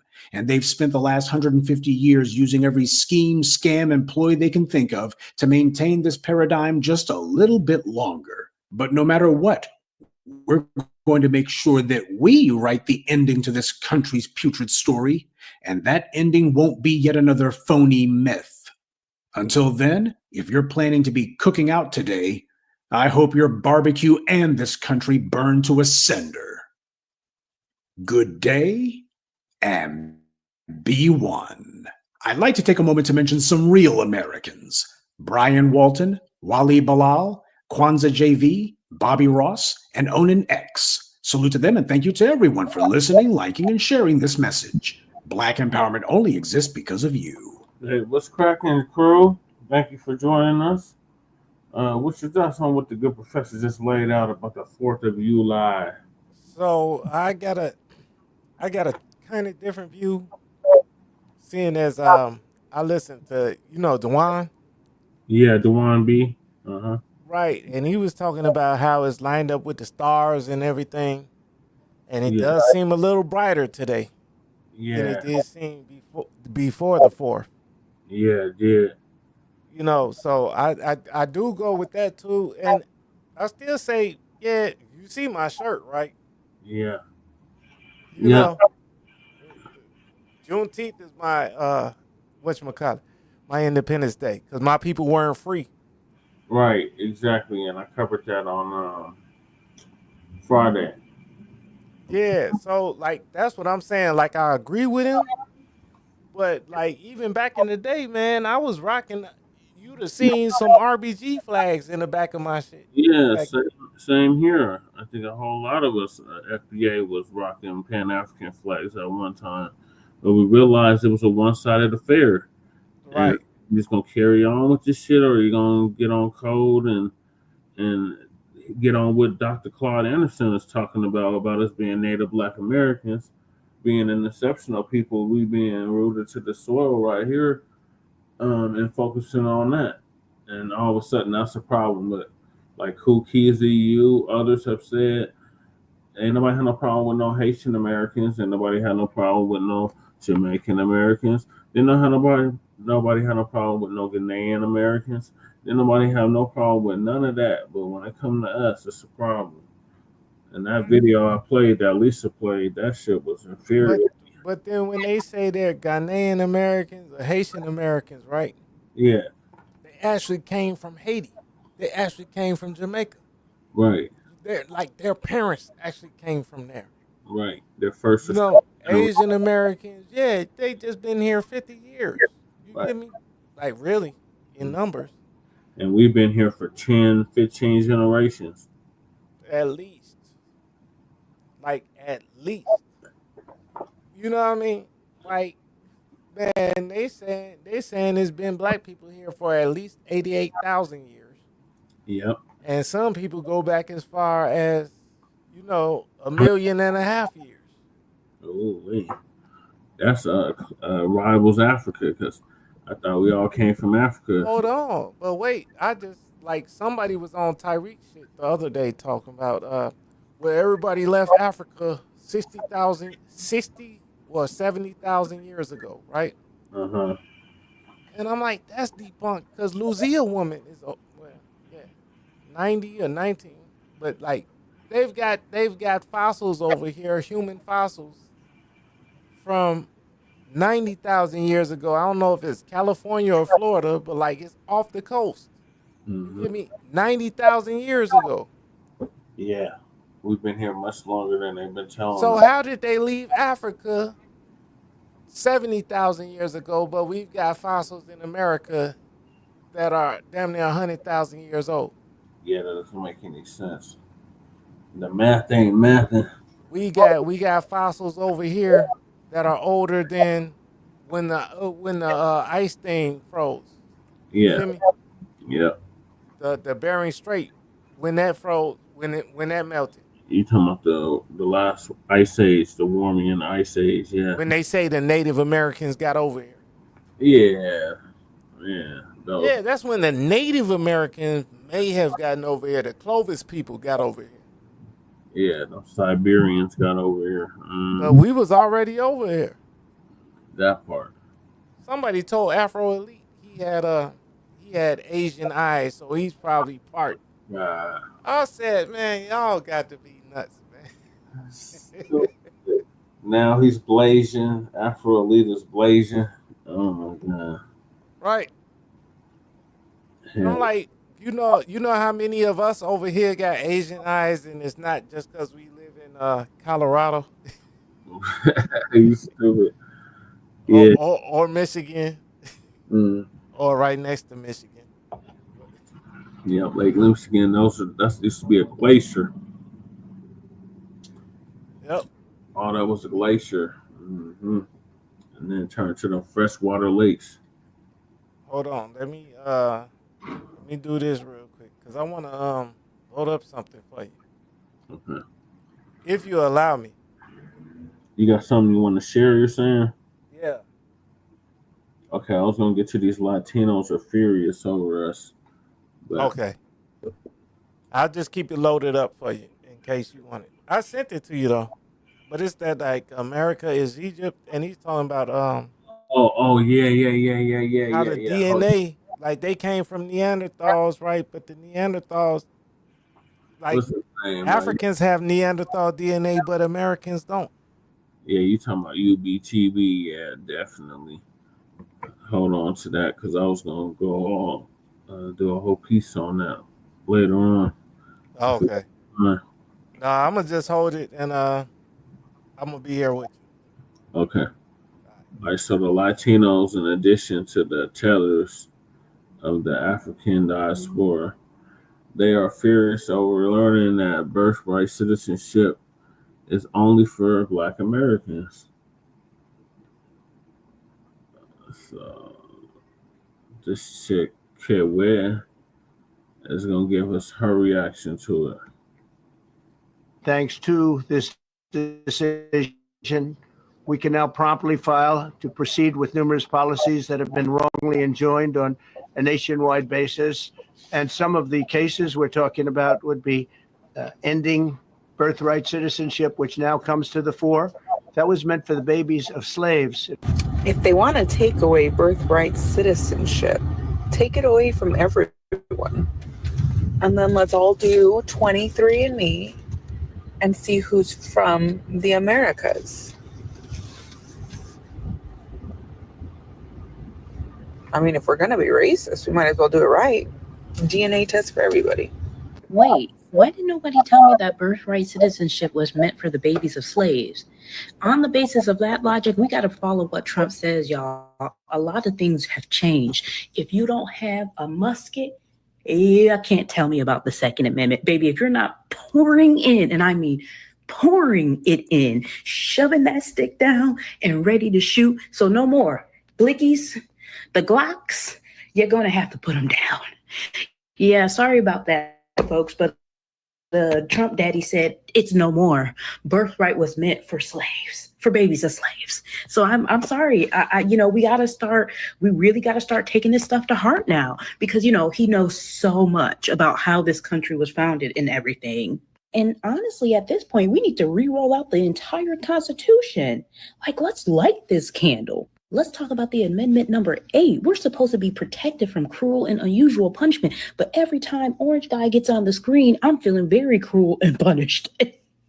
The Supreme Court just gave Donald Trump the green light to end birthright citizenship in parts of the country. Yeah, you heard that correctly. For over 150 years, if you were born on U.S. soil, you were automatically a citizen.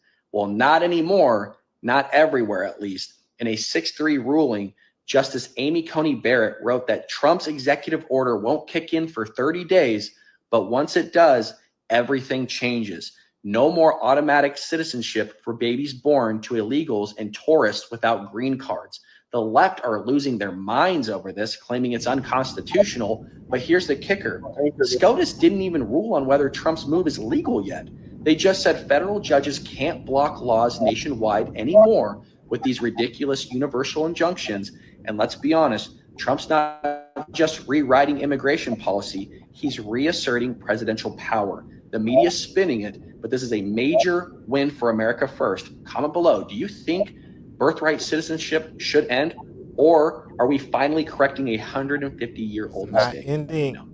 The USA has just banned birthright citizenship, at least in these 28 states, starting on July 26th. In the 6-3 court ruling, the Supreme Court ruled in favor of Donald Trump's ban on birthright citizenship. The reason why it's not the whole country is because these states right here, the ones that are not in red, currently have pending litigations and lawsuits against Donald Trump. But regardless, starting July 26th, if you're born in any of these states in the red, you are not eligible for birthright citizenship. So if you plan on having kids or are going to have a kid in the near future, rethink where you're going to give birth. My next message is for Latinos for Trump. We all know that many of you guys are recipients and beneficiaries of birthright citizenship. Many, if not most, Latinos for Trump have undocumented family members or undocumented parents. Although this might not affect you right now, you're next on the chopping block. But regardless, maybe the USA has the president it deserves. And I hope that everybody that voted for that man is happy for what they voted for. I'm just genuinely grateful and happy that I don't live in the US. But anyways, let me know what you guys think. Okay, so here's what just happened that should be screaming across every headline. The Trump administration just issued a memo to the Department of Justice telling them to start prioritizing civil denaturalization. And that means revoking citizenship from naturalized Americans, people who became citizens legally, if the government believes that they got that citizenship fraudulently or pose a security threat. And sure, the memo claims that this is only for the worst of the worst, like war criminals, terrorists, gang members. It has been done historically. And that sounds fair in theory. But here's the catch. Once a naturalized citizen is targeted for civil denaturalization, they don't get a public defender. It's not a criminal case. You're just stripped of your citizenship in a civil court with no automatic right to a lawyer. And this opens the door to some seriously dangerous territory, because now the executive branch, meaning Trump's DOJ, gets to decide who counts as a fraudulent citizen. And once you're denaturalized, guess what? You're deportable. So this raises huge constitutional concerns. Who decides what counts as fraud? What counts as a threat? Are certain communities, especially immigrants of color, going to be disproportionately targeted? And what happened to due process? Let me ask this. So, You hear her accent, and she's saying she knows U.S. politics more than us with our accents. You get me? And she's saying absolute lies. That is not what it does. It's like nobody is snatching. Well, Trump might snatch people's citizenship if they lied about their shit before they became citizens, right? Yeah. But HA, your mom didn't lie before she gave birth to you. Nope. You get me? And you were born here. You get me? And she was born here, and you get me? Yeah. Now, unless in 1870 somebody lied about, you know what I mean? We're not going anywhere. Right. They made the 14th. We made the 14th Amendment specifically for us. Yep. 13. By us. 15. That's the first FUBU. Yep. For us, by us. Yep. So that's what I was saying. I learned that that we are the ones that made the 14th, 13th, 14th, and 15th Amendment. We pressed for that. Yep. We pressed our politicians and all of that. And then everything went bad after that because of they pulled the troops out or whatever. Yeah. That's as my understanding. But yeah, no, what that white girl is saying is nonsense. But anyway, I'm done right now. Okay. And let's not forget that citizenship is supposed to be the final stop in the immigration journey. You don't just undo it like an Amazon return. So when you zoom out, this is part of a pattern. Trump's already signed executive orders targeting birthright citizenship, and now this. So we're watching the erosion of what citizenship means in real time. So if you're thinking, well, this doesn't affect me, you should ask yourself, if the government can take someone else's citizenship, what makes yours safe? So you should call your representatives, ask them where they stand, and if you're a naturalized citizen or you love someone who is, this isn't just politics, this is your life. Citizenship is supposed to be permanent. The United States government is starting to prepare to take citizenship away from people. This is not an entirely new phenomenon called denaturalization, but we are about to see a ramp up in this process and procedure like we have never seen before. And it is particularly dangerous. Jesse, there we go. There we go. There we go. The Department of Justice has announced that it intends to ramp up its denaturalization procedures to try to find and take away the citizenship of certain immigrants in the United States of America. It does not apply to natural born citizens. It applies to first generation people who came over here that are not citizens, that came from another land. Exactly. And if they're not from here and they committed a crime before they got naturalized, Trump is going to say, okay, well, you committed that kind of crime. We're going to take your naturalization. They cannot do that to us that were born here. Now, maybe that denaturalized citizen that had a baby here, I don't know. You know, parents shouldn't have fled their homeland.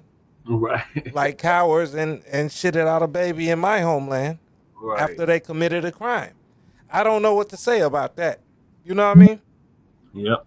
If you go rob a bank with your daughter in the car, you know what I mean? Yeah. You're going to get separated from your child. Right. And your child's going to have a very hard life, right? Yep. So I blame the parents. I do too. You know what I mean? But no, that's what I'm saying. That was the only thing I wanted to stop you for, because he said denaturalized. Yeah. We're natural born citizens. Right. We're not 14th Amendment natural born citizens, not naturalized. Right. So they can get the naturalized citizens. They can't get the natural born citizens. Right. Unless they were born of naturalized parents who lied. That part. Yep. So, all right. As we know, and we have seen with every other act of the administration, is going to start small and then grow exponentially. Revoking citizenship is a core constitutional concern. In fact, there's a case from 1958, and one of the most famous quotes from that is, "Citizenship is not a license that expires upon misbehavior." But this administration and this Department of Justice are about to ramp up a large-scale attempt to denaturalize people who are not naturally born citizens, and remove and revoke their citizenship and ostensibly deport them. Now, this is largely because their immigration efforts and deportation efforts have failed, and they have failed to meet their consistently unrealistically high deportation targets. And so it's easier to go after people who have criminal histories because they can find them, they can denaturalize them, and they can deport them. But the line between taking away a naturalized citizenship and taking away a natural born citizenship is a straight line. And if you don't think that it can come for you, you are wrong. And history tells us this. And of course, before we review that, let us not forget that they are fundamentally attacking the idea of what it means to be a natural born citizen via birthright citizenship. The core fundamental right of your citizenship is only guaranteed because you think it is guaranteed and because there has never been an attempt in the past to take it away. But in Germany, in the 30s and 40s, this was one of the first things that they did to chill political dissent.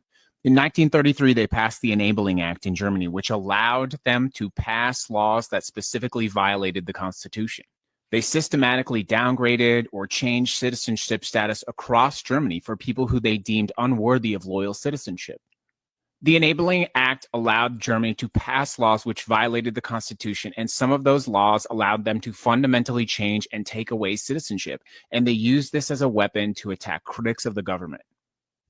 And in the United States, the Department of Justice is choosing a particularly pernicious way to do this. They're taking denaturalization to civil court, which means if your citizenship is challenged by this government, you are fundamentally not guaranteed a lawyer. You are not guaranteed a lawyer in a civil proceeding. So the government can try to take away your citizenship, and if you cannot afford a lawyer, you are going to have a very difficult time challenging that. Regardless of your thoughts on this government is fundamentally trying to change the definition of what it means to be a citizen. And they are making the loyalty test loyalty to this administration, which is something we all must resist. So the Supreme Court just voted to allow Trump to remove birthright citizenship. And you said he wasn't gonna do that. It's so funny to me because y'all all swore up and down, no, he can't do that. No, it's in the Constitution. It's your 14th Amendment right. Ha, ha, ha, ha, ha. I'm laughing in your face right now. I'm laughing in your face. Are you guys gonna continue to be blind and not view what is going on right now in front of our faces? Or you're gonna keep on being delusional? Or you're going to keep on living in La La Land, the fantasy land that Trump has created in every single one of your minds? We're living in a dictatorship. We're living in a dictatorship. We're living in a dictatorship. Yes, I don't know how y'all don't see it. We all fucking homelands But it's like just, cowards. this is the beginning of so many different things that are about to change for this country. Right, Kool. And like I always say, I hope you get what you voted for. I hope you get what you voted for. Based on what the Supreme Court did today, if anybody is having any conversations around birthright citizenship or citizenship as a whole, if you do not know who this man is, you should be ashamed of yourself. Because it's as a result of Dred Scott that birthright citizenship can exist. Dred Scott was enslaved by a U.S. Army surgeon by the name of Dr. John Emerson. Emerson took Mr. Scott to an area which would be considered between Illinois and Wisconsin, which at the time, slavery was illegal. When Emerson died, Dred Scott tried to buy his and his wife's freedom from Emerson's widow, to which she refused. And this man, in the 1800s, sued her. This Black man's case went to the Supreme Court in the 1800s. And one of the most infamous quotes that sets the precedence for how we are still treated in this country till this day as Black Americans was stated by Chief Justice Robert Buchanan that Black people Amendment after rights that a white man is bound to respect. The Dred Scott ruling of 1857 said that Black people were not citizens and that we were not even allowed to sue in federal court, that Congress had no power to ban slavery, which invalidated the Missouri Compromise, and that Mr. Dred Scott had no legal standing, although he was in a state where enslavement was illegal. Dred Scott passed 1 year later, never to have seen the abolishment of slavery in the 13th Amendment, nor the rise of birthright citizenship with the 14th Amendment. So let him be a reminder that citizenship has always been racialized. That's why and contested. So since Trump wants to get rid of birthright citizenship, and the Supreme Court is upholding that and saying the judges can't specifically for us because of Dred Scott. When are Melania and Barron going to be deported? When is their citizenship going to be revoked? Birthright citizenship is going away, and people want Black Americans to put the capes on and care about them, and we don't give a shit. Because every time we need another group, including people from the African diaspora, what do?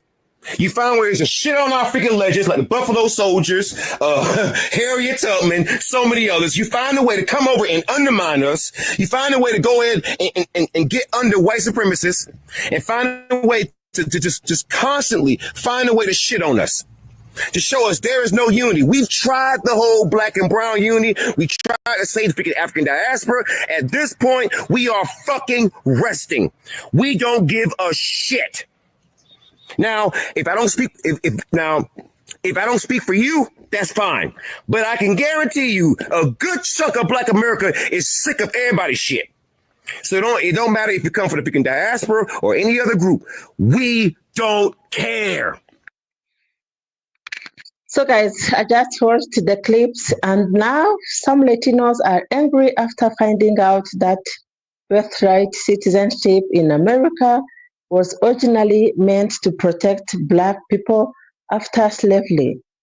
Let's break down what.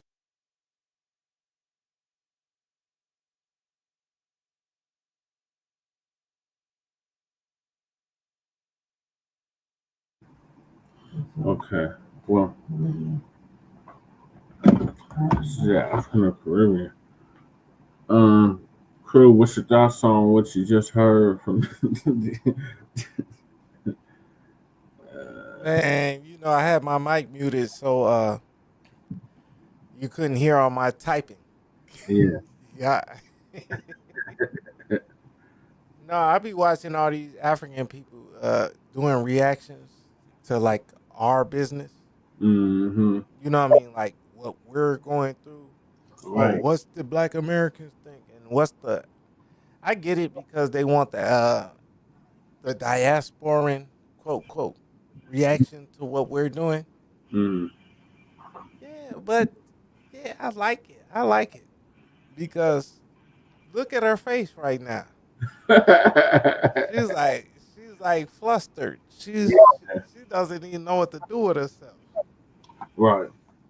You know, that's like you've been in a club out there in Colorado, then you go to Atlanta. Yeah. You like, whoa. Yeah, don't let Lady Che hear me say that. I was just talking about the skyline and whatnot. Mm-mm. You get me? No, but like they really. I get how the Africans listen and talk about our shit. Mm-hmm. They should only get in our conversations to ask questions. Right. Or if they've talked to people like Clyde Winters, Claude Anderson, things like that, you know. And then they've got something to contribute. But a lot of them, you've seen a lot of them, all they do is just lie. They just misquote what FBA is about. Yep. You're a leader or this, that. Like, no, FBA is just the lineage. Exactly. Of these 40 to 50 million people that descended from American chattel slavery. Right. That's all that means. We're just defining our lineage. It doesn't matter if you claim it or not, you're still FBA. Right, that part. All right. And then that's what I was saying earlier. Mm-hmm. I think I was driving earlier. Yeah. I pulled over. I saw a car accident earlier. I stopped to say. That's what took me a little longer. You got this brother here that immigrated to America from. Sorry. But go ahead. It doesn't matter if you claim FBA or not. You are FBA. Right. Like, man, I don't know. That's what I was going to say. These tellers be lying. Yeah, they do. They misquote what FBA, like that dreadhead dude with no mustache. Oh, yeah. I think his dreads were fake.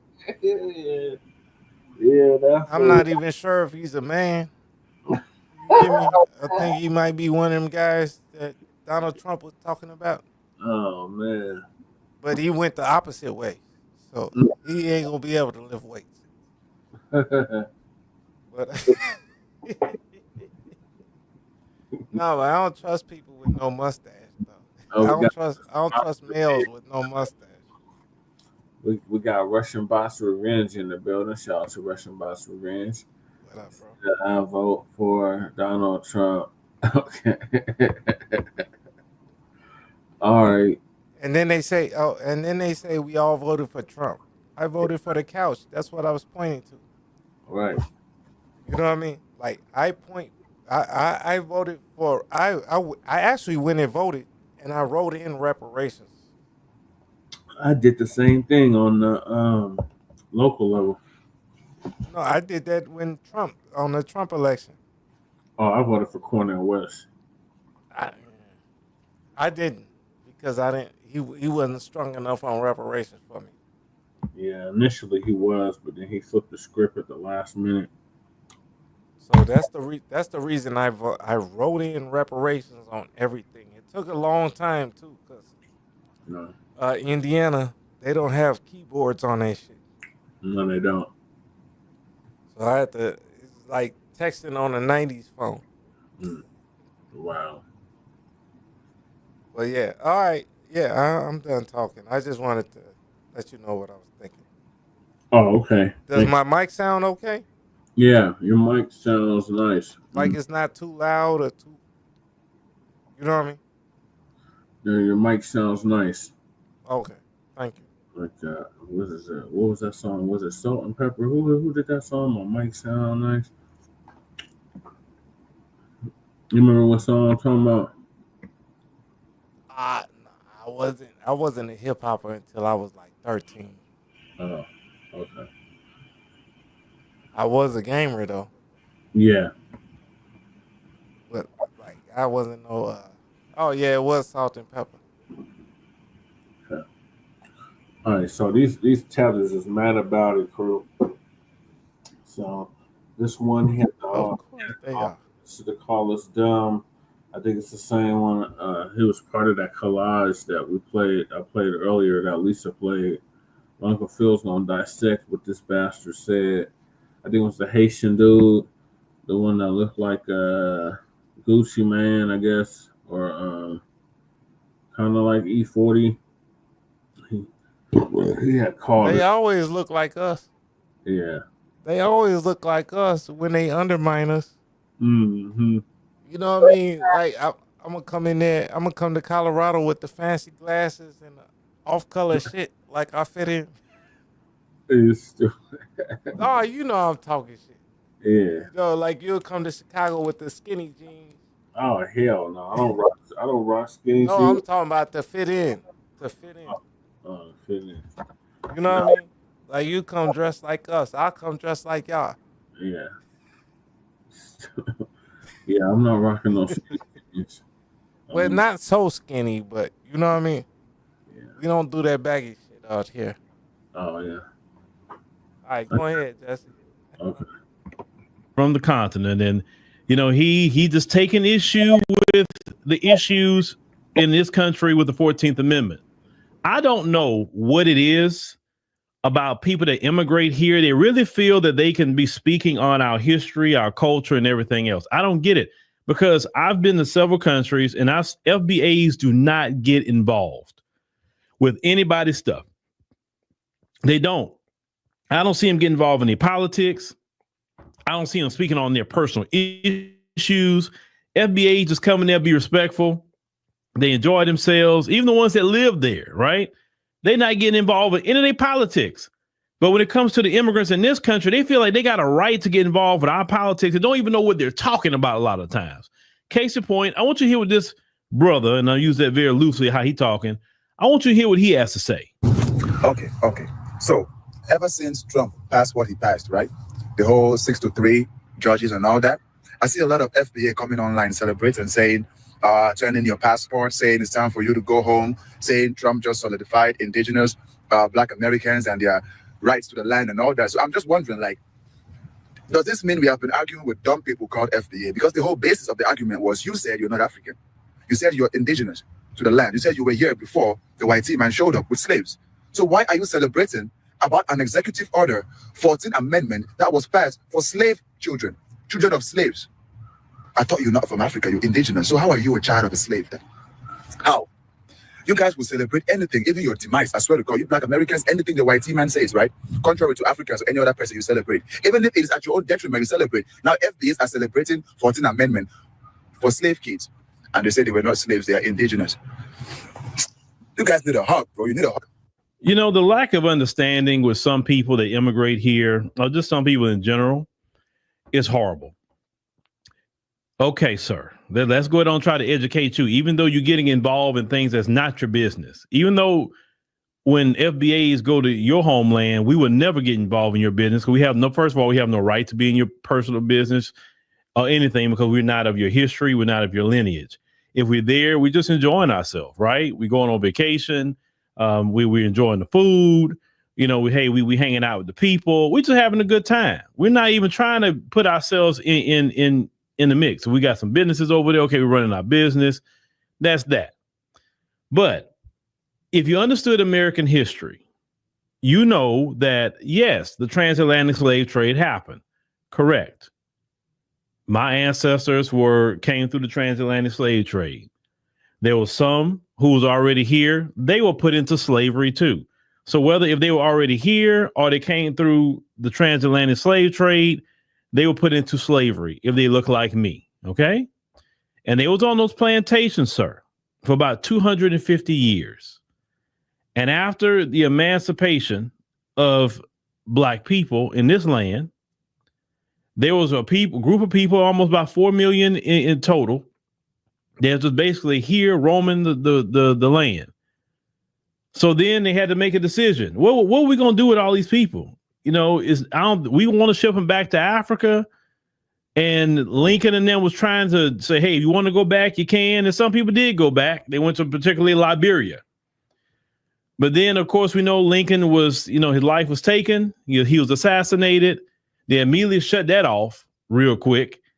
And eventually down the line, they did the 14th Amendment because it was much easier to keep Black people here than ship 4 million people back to the African continent. Okay. So the children of slaves, those who came off those plantations were the children of slaves. They were slaves themselves. They have a 14th Amendment. Okay. Of the U.S. Constitution. The 13th Amendment, which, ended slavery, at least private owned slavery, transferred to state slavery. The 14th Amendment was made us citizens of the United States of America. The 15th Amendment, they gave us like voting rights and things like that, right? 13, 14, and 15 are for Black Americans. Now, that's just to give you just a little history. But even if you don't understand the history, why are you worrying about what anybody online is saying to you, sir? What I would be worrying about, beyond with you, is your status okay? Because you can always shut people off online. Listen, you get off these phones and get off the app, Man, you Jesse, won't hear change nothing that the shit. FBA is People telling gonna you. think I I'm saying promise you Phil that. is dumb. Phil ain't I have dumb. pages Phil on where point. people are talking all the time. Some pages I'm looking at religiously, some I don't look at all. I just make the content and go on by my business. Maybe I'll go back and check it here and there, right? But arguing with FBAs online, making videos of FBAs online is not going to fix your status. The fact is, FBAs are American citizens. They're not immigrants. I know some of you thought that, but we're not immigrants. We can't be rounded up by ICE in droves. No, we can't. And see, people like yourself, sir, that's what we're talking about. See, because they have some people may say, well, Phil, they legitimately say this. Well, Phil, he talking about, FBA and immigrants and this and that and the third. The ones I'm talking about, brother or sister who are immigrant here and love what I do. I'm not talking about you. You the one I want to stay here, right? If you're on code, brother from Africa, the Caribbean, you're on code, brother or sister from Latin America. You understand what I'm saying? If you a Blasian person, right? No, hey, Jesse, all I was saying is take my comment down because you got it like he is dumb. And I'm like, man, everybody gonna watch this shit and think I'm saying Phil is dumb. No, says Phil's not dumb. Oh, okay. You get me? You had this shit with my. I was talking about the last person, not Phil. Right. Okay. But you had it over there like he is dumb and like while Phil is playing, I don't want them to think I'm saying Phil is dumb. I don't. Phil I respect heavily. Yeah, I got you. If you're a black Arab or wherever you come from and you black like me and you on code with us, I want you to stay. I want you to duck Trump. I want you to duck ICE. I want you to be here. But the ones like this guy in this video, that's the ones I want ICE to come get. People like Myron Gaines, I want ICE to come get him. You get where I'm going? If you're on code brother or sister, you all right with me. But it's those like that who are all these politicians, right? Like the Ilhan Omars. People like that, yeah, they can go and get her out of here too. But if you're on code with us, I want you to stay. This guy is completely disrespectful. He has no right to be speaking on our lineage. He has no right to be speaking on the 14th Amendment. He don't know anything. He don't know enough. He ain't been here long enough to know anything. That's what we're talking about. And what it is that he's made videos talking crap, and other black Americans are checking him on that and see what it is. They're not used to black Americans drawing that boundary and say, you're not going to disrespect me. Because if you go to his homeland, I know what I'm telling you. I've been to African countries. They would not allow me, you, or anybody to go to their country and start talking crazy about their laws, their history, their lineage, their politics. The first thing they will tell you is say, hey, hold on. Okay, we cool you here, but you're a foreigner. You don't know enough to talk about our history. You're not even a citizen. So why are you getting involved? You're offending people. You understand?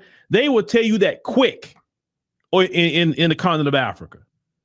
And I don't take an issue with them saying that, because that would be the honest truth. When I went to Ethiopia, I didn't go speaking on their issues.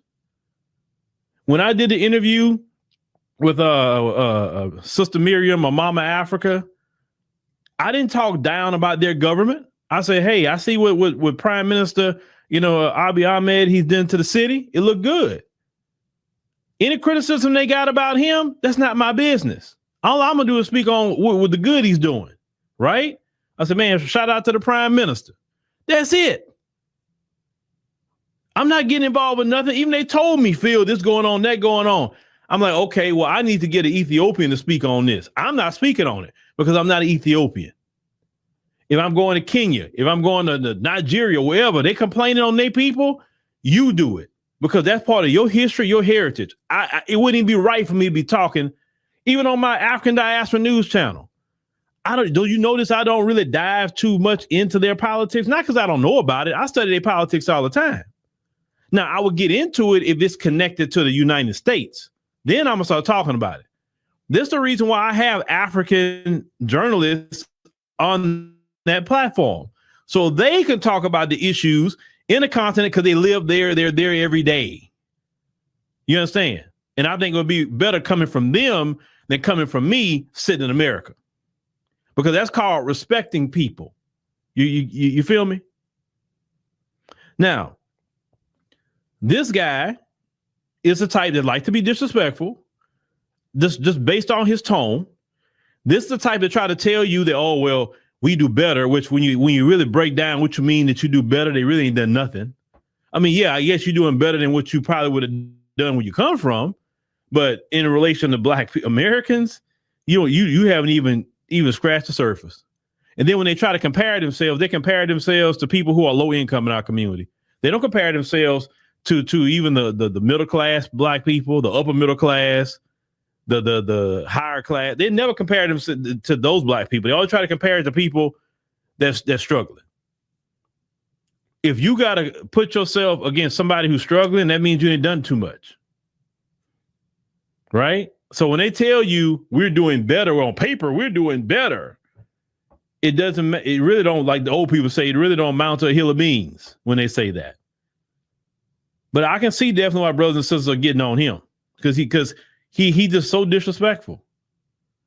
So yes, FBAs will be clapping if he gets deported. Sure. Oh yes. You better believe that. But to the on-code brothers and sisters that rock with us, they respect us, they respect our lineage, they respect everything about us, and we respect them. Yes, I want them to stay.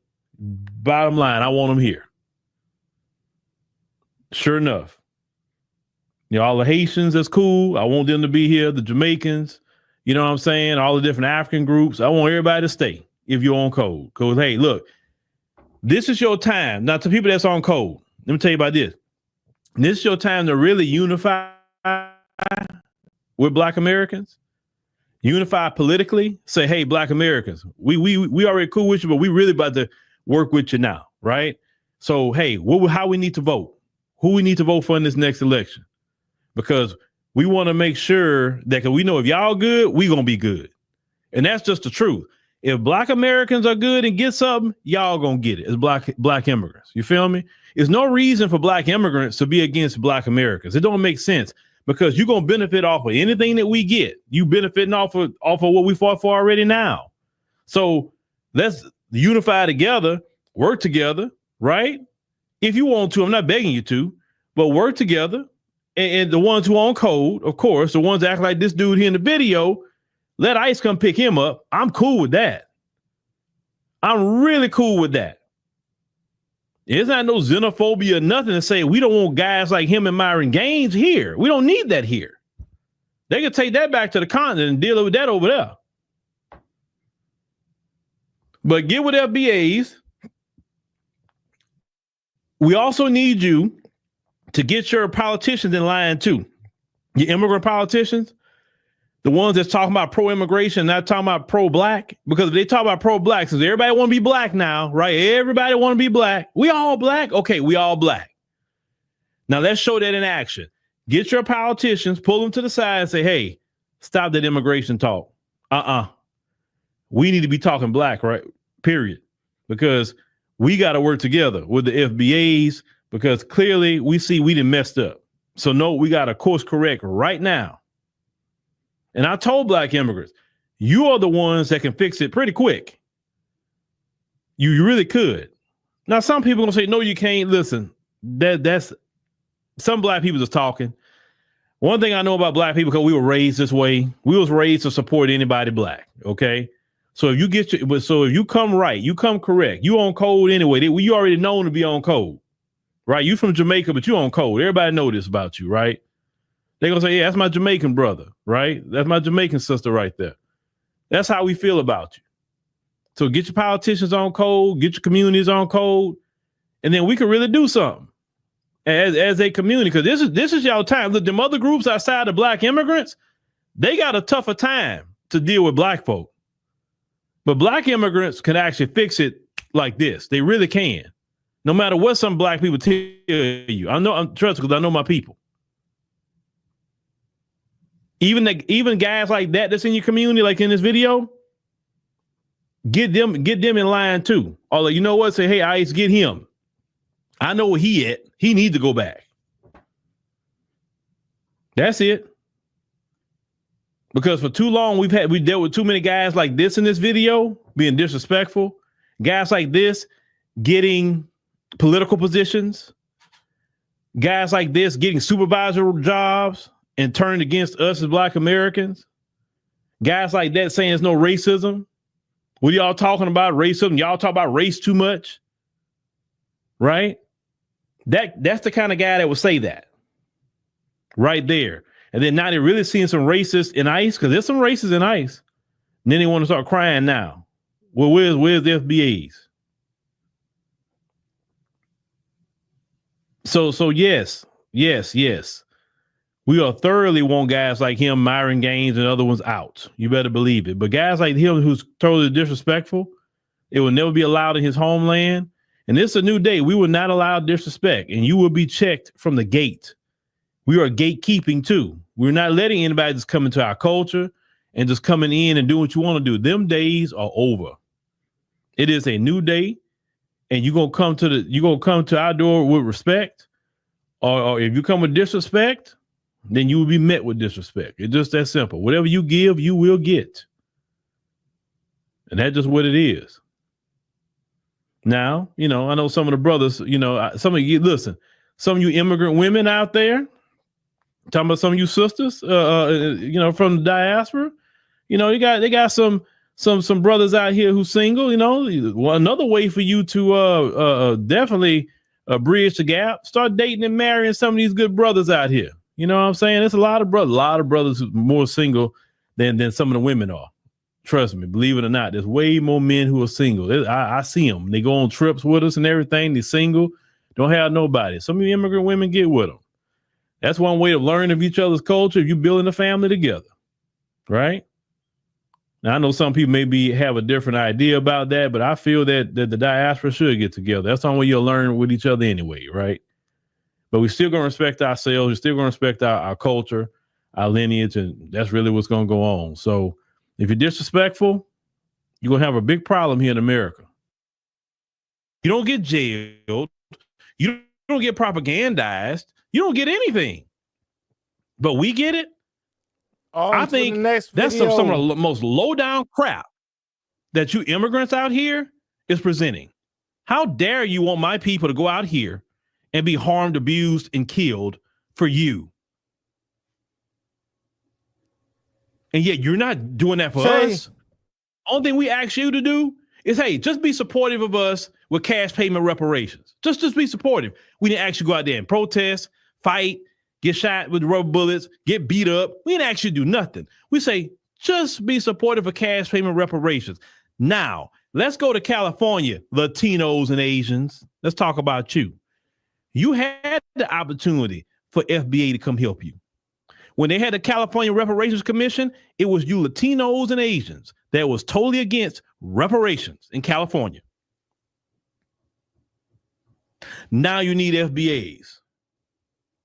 See, maybe if you would have helped, if you would have been just lending your votes and lending your voice to assist FBAs, right now, FBAs all over the country would be assisting you, because that's the way we work. See, we unified here. So if we notice that FBAs have been helped in California, now you got the whole FBA on your side. But you chose to be against FBA because you couldn't get it, even though you get everything else, but you couldn't get that. So you say to hell with FBAs. No, they shouldn't get it. Why should they get it? I should get it. Well, now you're getting it from ICE. You see how that works?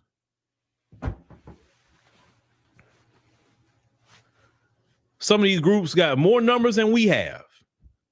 But yet you on here talking about asking FBA, can we come out? Our silence is complete. No.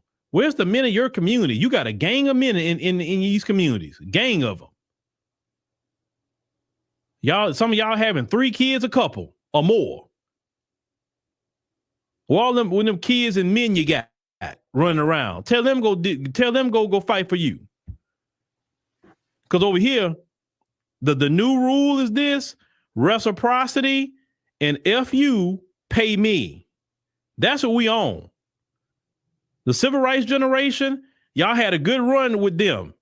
They set up there and did everything for y'all for free. And y'all still didn't like them either. Y'all was still anti-black toward them too. The civil rights generation. They wanted minority coalitions. You didn't want it. They let you slap them on each cheek. You disrespected the civil rights generation. And we seen all that as kids. We seen what y'all did to them. So now we grew up and like, you're not about to disrespect me like you disrespect my grandma and them. That ain't happening.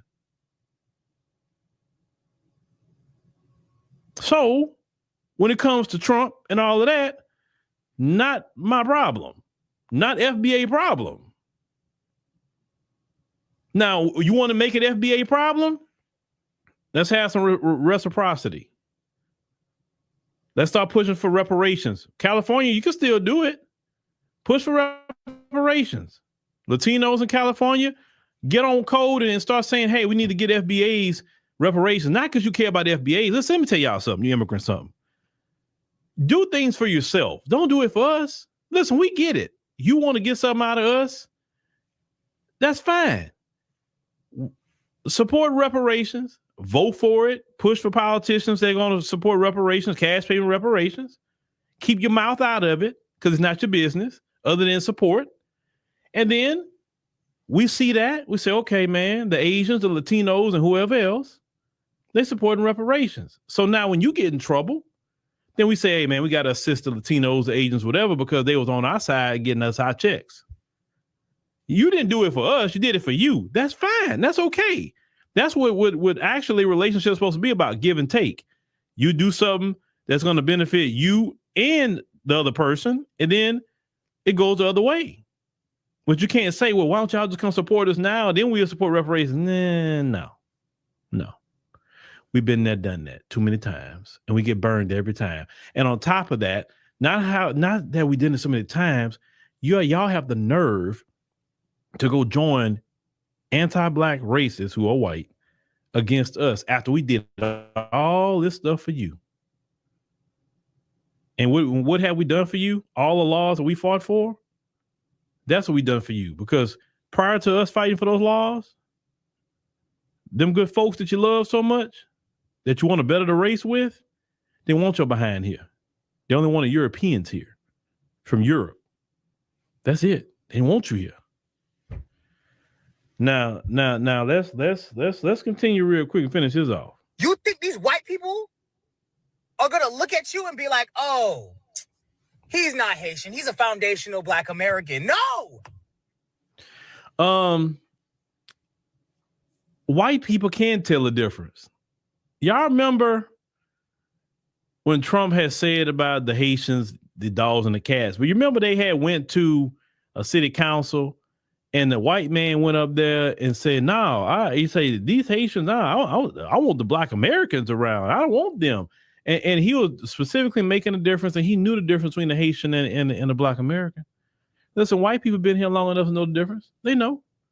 Don't think they don't know the difference. Listen, they obsessed with Black people. They know the differences way more than you think they know. They're obsessed with how we walk, how we talk, how we style our hair, what we eat, what we don't eat, how we bathe, how we do anything we do, right? They're obsessed with our good. They're obsessed with our bad. They're obsessed with everything with Black people. So you think they don't know the difference? Now, that's a lie. They do know the difference with Black folks because they study us 24/7. How do you not know the difference? I know the difference with them. They're gonna see your Black ass and take your ass to a prison and then deport your dumb ass. Okay, they've been taking us to prison. What else is new? It's like the crack era, right? Let me go ahead and play that. Let me play that video again. This is what they did to Black people. Let me play that video one more time. Hold on, wrong one. That map is actually where all the Black people stay in the United States of America. You wonder what that map was. That's where all the FBAs is at. We're not on the West Coast like that. That's why we don't have the numbers.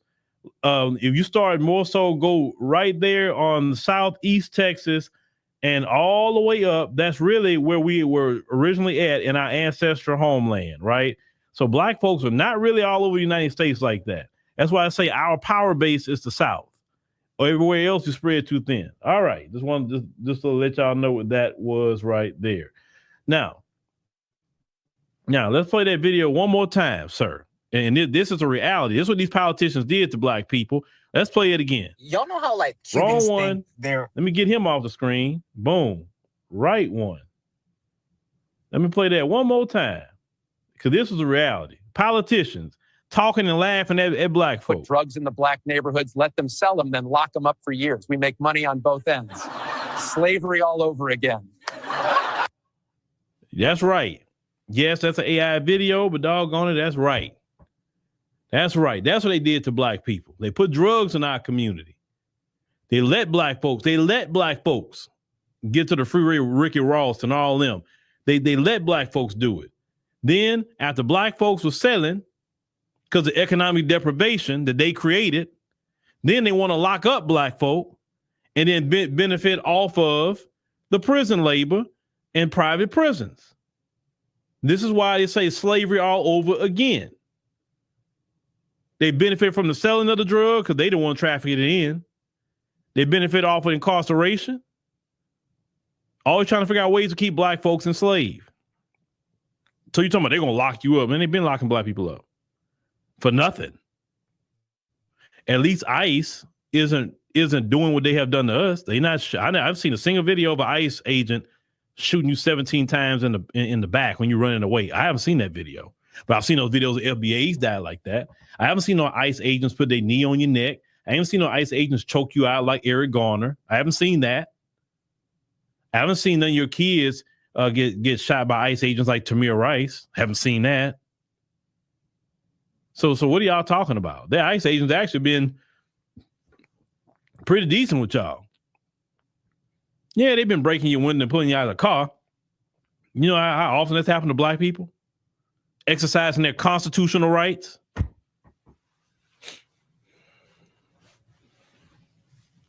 So that we don't want to hear that crap. We don't want to hear that at all about ICE and all that. No. But all this, y'all, they gonna get y'all too. It's not gonna stop them from getting y'all. So what's the point of saying it? What's the point? What's the point? No, the point is to get us out there to fight your battles because you're being a coward. Stop being a coward. You got all these men running around these communities. A lot of these men you got running around here being in gangs, terrorizing your own communities. You got men in your community, immigrant men who have formed gangs, and they're terrorizing their own communities. They committing crime against their own communities. If they're so tough guy against their own community, we'll tell them stand up and do something then.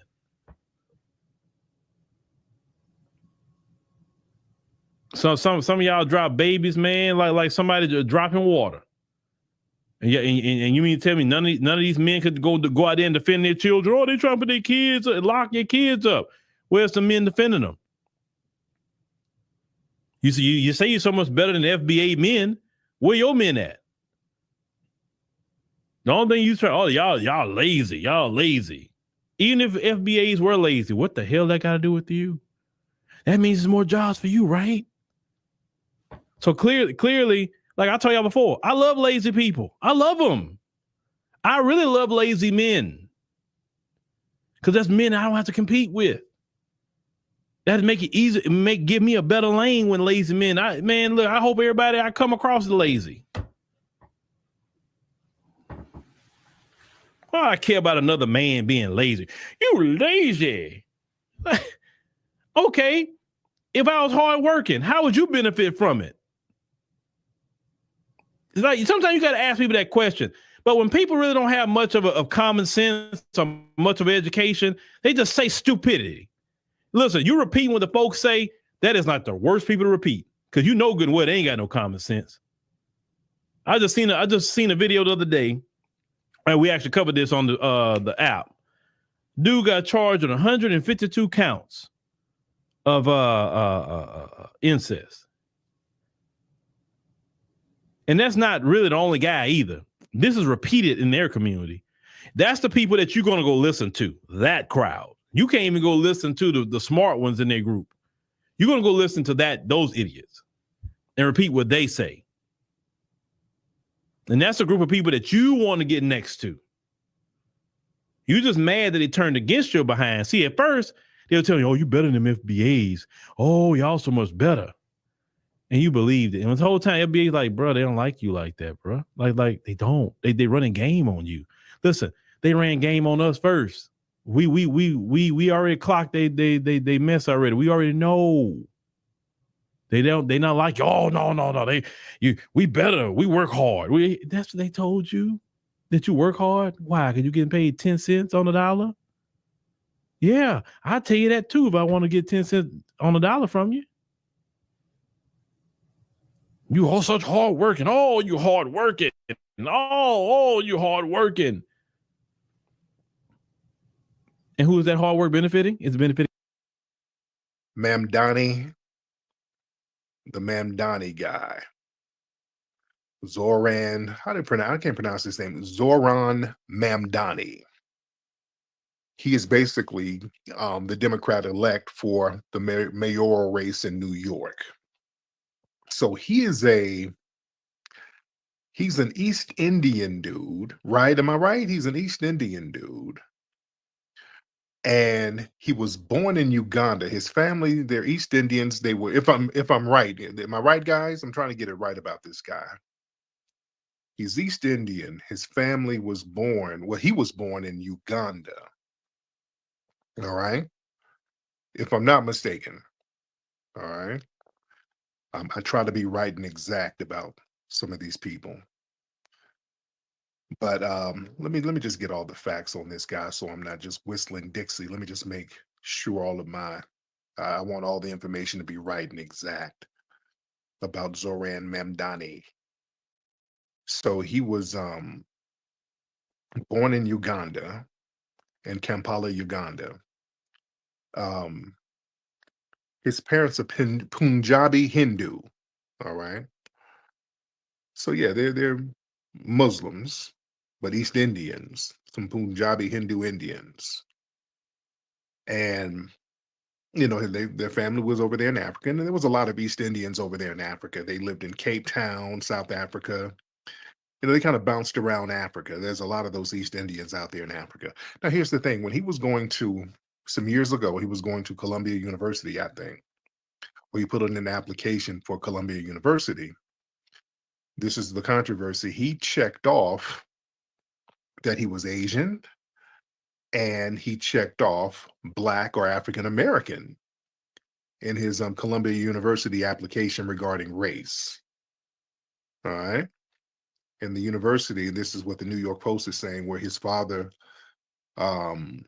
was and still is a professor, had affirmative action friendly admission policies at the time. So a lot of people are saying that he might have been trying to take advantage of this. But he actually didn't get into the school. Okay, I thought he went to the school, but he actually didn't get into it. Now, Mamdani told the New York Times he doesn't consider himself Black or African American, but he's an American born in Africa. And he felt that the other choices on the form didn't fully address who he is. See, this is what a lot of people are trying to play now. Well, technically, he was born in Africa, then he came to America. So technically, he's an African American. So people are trying to say he didn't really lie. Family, this, ladies and gentlemen, is why we use foundational Black American, ladies and gentlemen. This is the exact reason why the foundational Black American, that has to be used in place of African American. We just can't use African American no more. This is why the delineation, it could not have come sooner, family. Do you understand what I'm saying? This is why we're just so hell-bent on getting the language right. African American, it's too geographically vague, and it's open to manipulation like this. The term African American, it applies to anybody with a link to the continent of Africa. North Africans, Arab Africans, South Africans, Elon Musk, Indian Ugandans, because it's rooted in geography rather than lineage or experience. So non-Black people, they can easily exploit that term to falsely gain benefits meant for the descendants of freedmen. You understand, family? That's what foundational Black American is, a lineage-specific title. It can't be hijacked by somebody who was born in Africa and all. No. That's why it's very important to get the words together. Family, African American, I'm telling you, I've been doing broadcasts about that for the last few months, telling y'all we got to drop that shit. That creates a very dangerous false equivalency. Using African American as a blanket term, society, they'll lump us in, foundational Black Americans, in the same categories of African and Indian immigrants, Caribbean immigrants, everybody. Anybody born on African soil or come from somewhere on African soil, no, that dilutes our distinct legacy, our trauma, our restorative claims. These claims that these things belong to the descendants of the freedmen here. I hate how they You see, call yeah, African all of this stuff American muddies the black. waters, man. African American ain't black. The term African American, that enables opportunist under the guise of this whole complex identity. See, Mamdani's application shows the vagueness of the term allows somebody who doesn't identify as black, who has no lineage or connection to American slavery, and is of Indian descent to mark down black or African American on a damn college application. That's not a harmless misclassification. That's a damn loophole that was designed to undermine us when it comes to policies that address our generational harm. I want y'all to understand that. That was a damn deliberate loophole that we fell for. African American, we got to be very honest, man. That term has been weaponized against foundational Black Americans and our specific needs.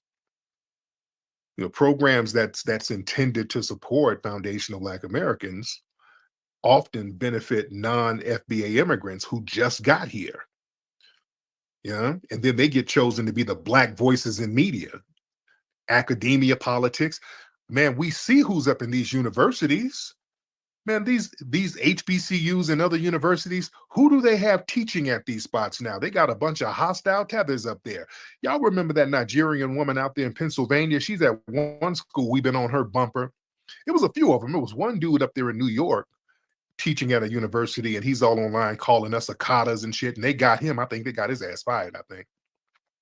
Then that other mammy, the Nigerian mammy out there in I can't think of what school it is. It's out there in Pennsylvania, if I'm not mistaken. This big old mammy, she's Nigerian, and we saw her all on Twitter calling us all types of akatas, and she's teaching Black studies up there in damn Pennsylvania. You know what I'm saying? So we allow these little loopholes where these hostile people can come over, misrepresent us, and then be the representatives of Blackness with their hostilities. You see? So we got to check this stuff. And, you know, the term African American, that reinforces institutional gaslighting. See, we maintain a term that the institutions can easily manipulate. You know, it allows schools, corporations, the government, all of these other entities to claim diversity numbers by using foreign-born or non-FBA individuals, excluding us while they're talking about there's some African-American representation. When we say, hey, man, what's going on with the Black people here? They'll pull out a piece of paper. Well, look, we got some African-Americans admitted here, so we do have African-American representation. And it's a goddamn East Indian. You know what I'm saying? On paper, it'll look like we got some representation, but it'll be a bunch of damn tethers. So yeah, that's not a harmless infraction. We got to understand the term African American, that term lacks historic specificity. African American, that don't give no indication of the distinct cultural and spiritual and resistance tradition born from slavery and the survival of us here in the US. You understand?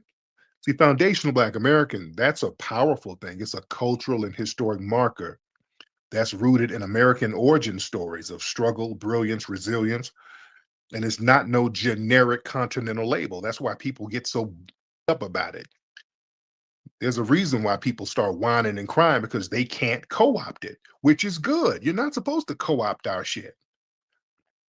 We can't co-opt everybody else's stuff. If you don't let people shame us and try to gaslight us into saying, hey, we need boundaries on this thing.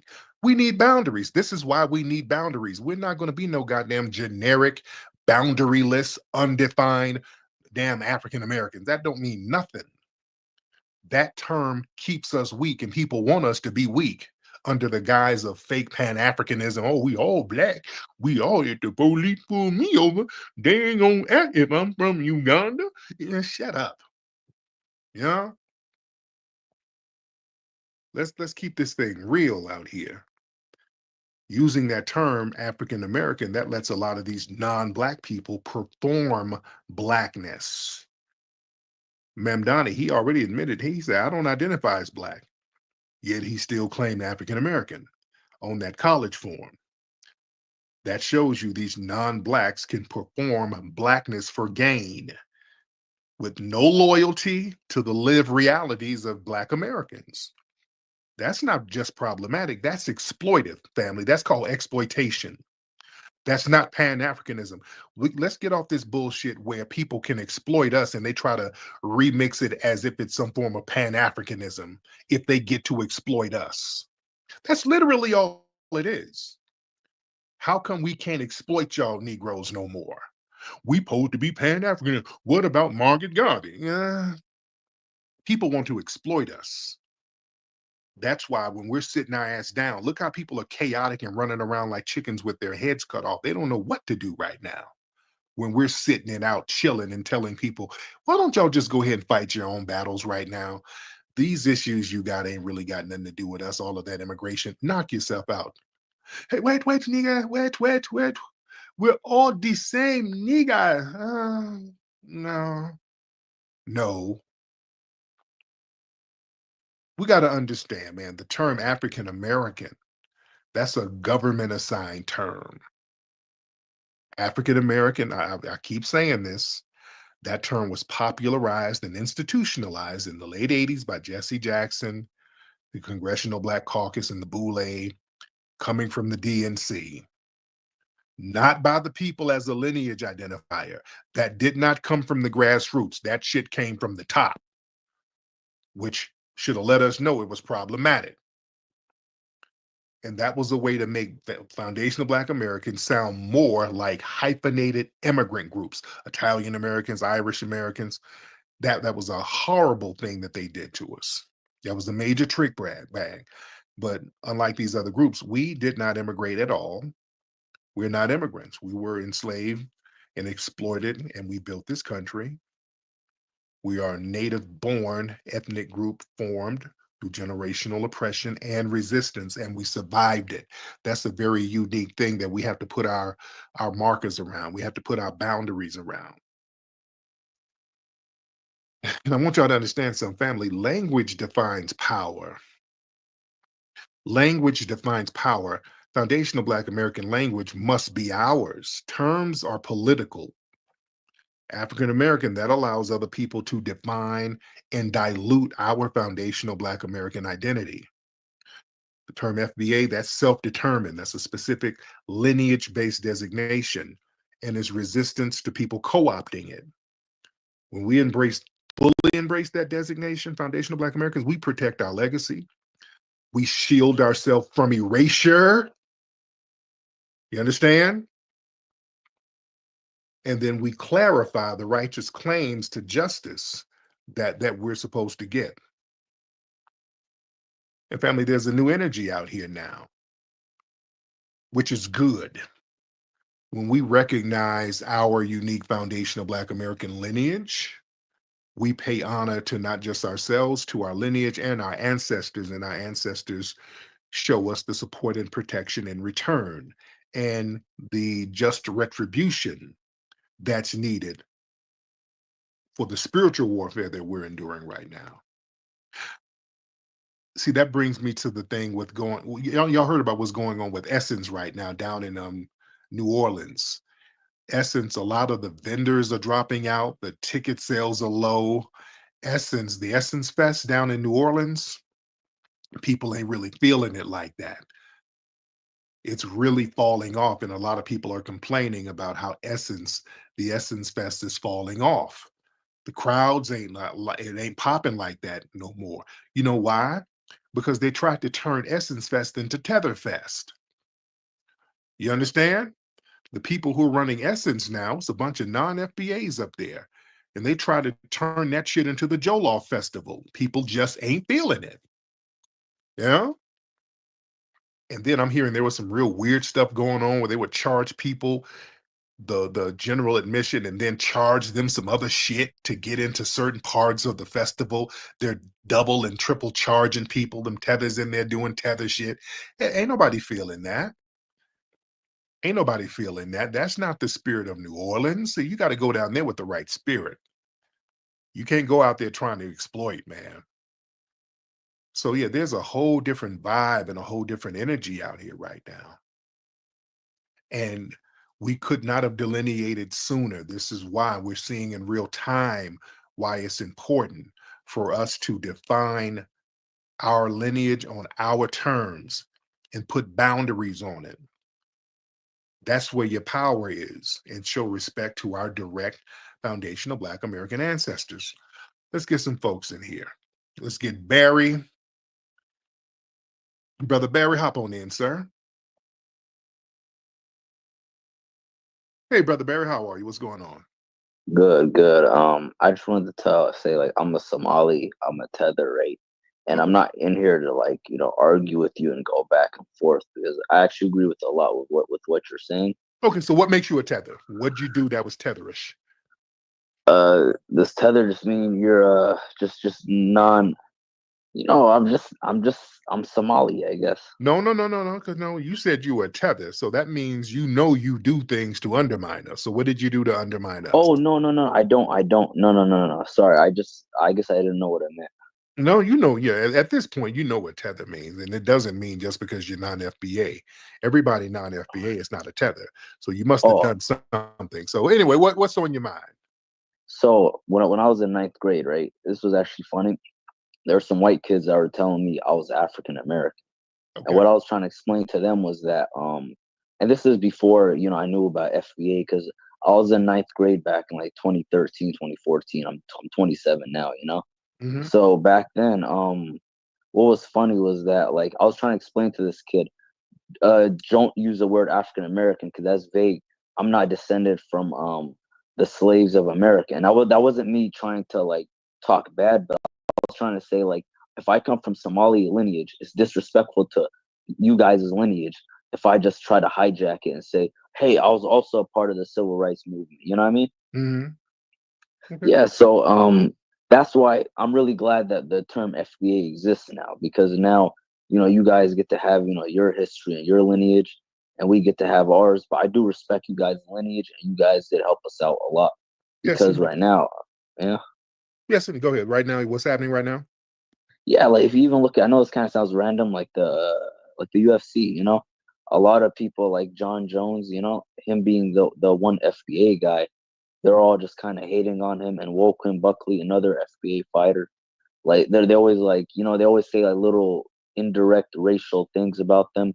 Yeah. Like, oh, you know what I mean? Like Israel Adesanya was talking about Woken Buckley, and like, Israel Adesanya, he's Nigerian, Mm-hmm. And he was kind of, about Woken Buckley. He was like, oh, why does this guy always sound like he's rapping? Why does this guy always sound like I'm like, they say anything just to impress, like, white America. Like, it's just pathetic, man. And I feel like that's what real tethering is, Right. There it is, my man. I appreciate you, man. Thank you so much. Let's get Martin in here. Martin? Mr. Martin, unmute your microphone, sir.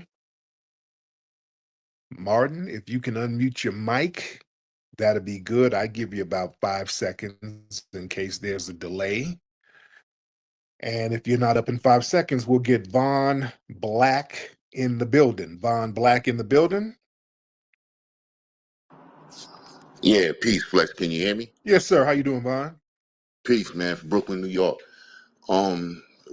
This is off topic, if you will allow me, but I think it's real important, and I'm bringing it to you because you who you are. Go ahead. There's a petition online at change.org about getting this Hunter Metcalf arrested and charged with murder one, the same way Carmelo Anthony is. And I think it's very important that we pay attention to that. Now, I don't like this Dominic Alexander dude, and I sent money over there, but everybody's complaining about that. But I think it's very important that the family support this petition online to get this twin brother charged with the same charge, because he's just as culpable for the murder as Carmelo would be, allegedly. Okay. Well, yeah, that's that, and they're not gonna charge that white boy. Yeah, they're not gonna charge him. You know, that's kind of wishful thinking. Yeah, they're not about to charge him with nothing. You know, his brother was, they're painting his brother as the victim. So yeah, they're not gonna do that. You know, we just got to be realistic about it and strategic about it. All right, let's try it. Martin. You good, Martin? I'm gonna take you down, Martin. Let me get Sister Empress in here. What's up, baby? Hey. Happy birthday. Thank you, beloved. How are you, dear? Celebrating my birthday month all the way through August 31st. You know, I'm born in July too. Yes. It's a Scorpion moon, and you've been cooking. We love you. We hope you'll come and start visiting Detroit. We could use you to really, spit out the game, and you be on point with the FBA, because this is about our lineage. And in this year of the snake, snake in China represent Taurus, and that is the banker, and it is wood that's cold, uncaring, uncaring. And this is why you see so many people that voted for something that it bites them. I didn't like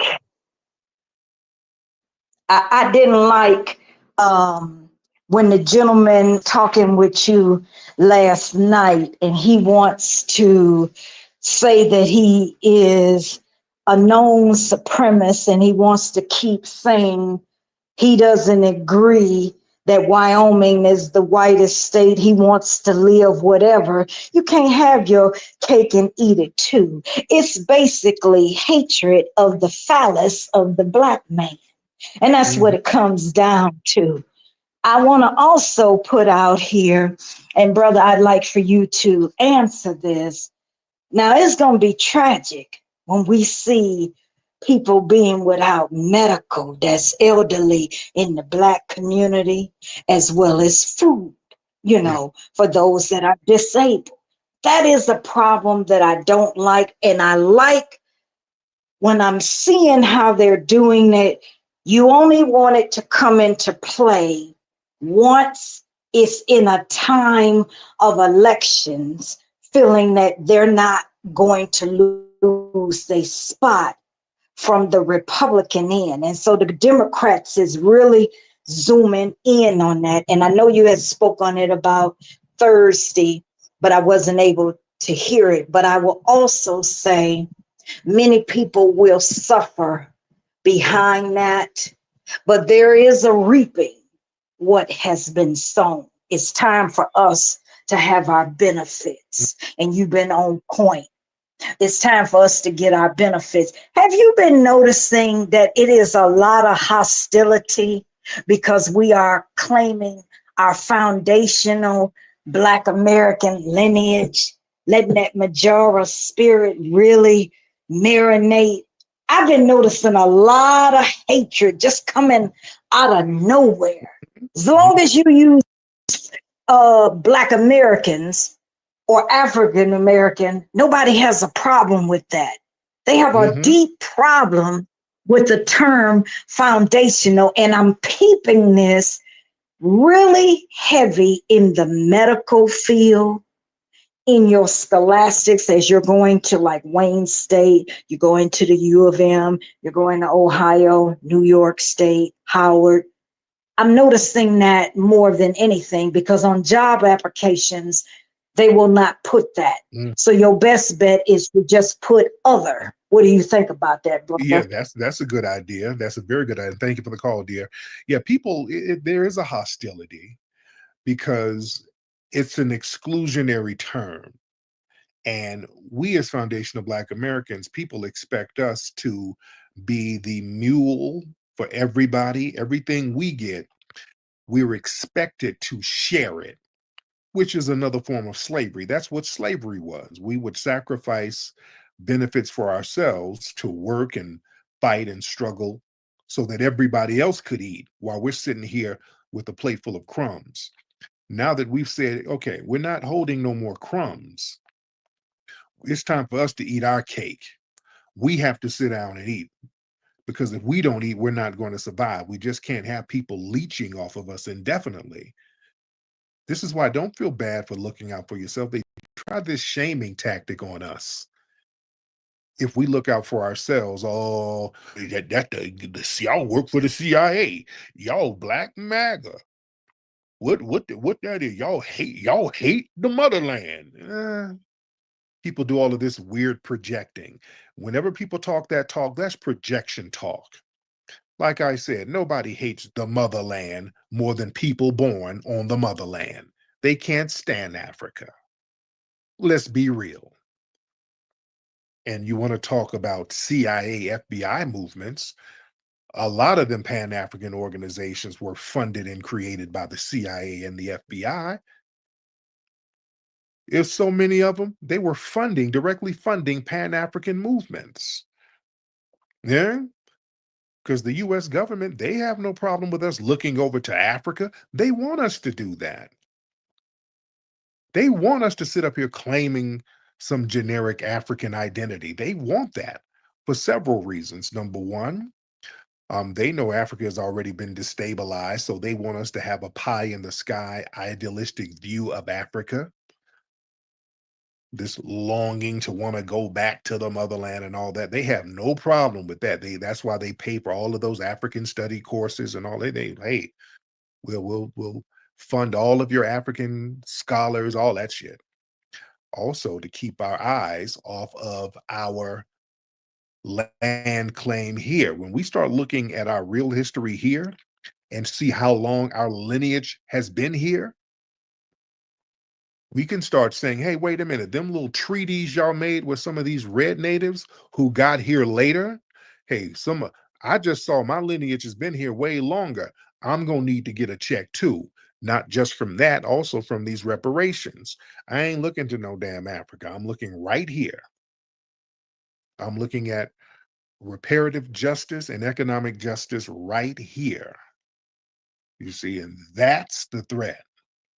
You got to understand that. Let's get Yeet. Yeet, what's up, Yeet? Yeet? Mr. Yeet, are you in here? If Yeet is not in here, we'll get the wolf. Oh, the wolf bounce. Okay, let's get Edward. Edward, you in here? Yeah, I'm here. By the way, is today your birthday? My birthday was a few days ago. Oh, happy birthday anyway. Thank you so much. How are you? What part of Africa? Zambia. We go through the same shit, Tariq. Zambia. Shout out to what's on. Okay, yeah, but I'm in Oklahoma anyway. I'm in the States. Okay. I don't even know where to start. Tariq. Tariq. Okay, of late you've kind of like changed your tune a little bit. You used to go hard on black people, but you're kind of like softening a little bit, which is good. And because of that, I'm kind of liking you a little bit more. Wait, Impreza, what the fuck? Anyway, ask me a question. Okay, call me. What was on your mind? You said I used to go hard on black folk. Like, what do you mean? You used to go hard. Like, oh my God, I hated you. But now you are softening it out. So, like, okay. What did I say that you didn't like? Was I roasting some of your fellow African brethren? Yes. Right. That's a part of FBA culture. See, if y'all, because y'all know y'all come in trying to talk greasy and y'all try to roast with us, and that's a huge mistake, and y'all get roasted back, and then it messes you up psychologically. Oh my God, a lot of people are hating on me. Jesus Christ. A lot of people are hating on you? Yeah. Like I just keep receiving like hate messages right now. Now, what are they saying to you? No, I'm not gonna dox anyone. Okay. All right. So now what issue do you have with foundational Black Americans? Oh, nothing actually. It's cool. Like you're cool and whatever. Like ever since I was a kid, I always looked up to like the struggle that Black people went through. Like I'm always inspired by that. So when I hear you, damn, I don't know what you're trying to say. Just get your thoughts together. I don't know what you're trying to say, brother. Hey y'all, I'm feeling fresh out here at the club. That's because I got my Rootwork deodorant on. Y'all need to get with the program and get your Rootwork at rootworkstyle.com. Slide on that Rootwork.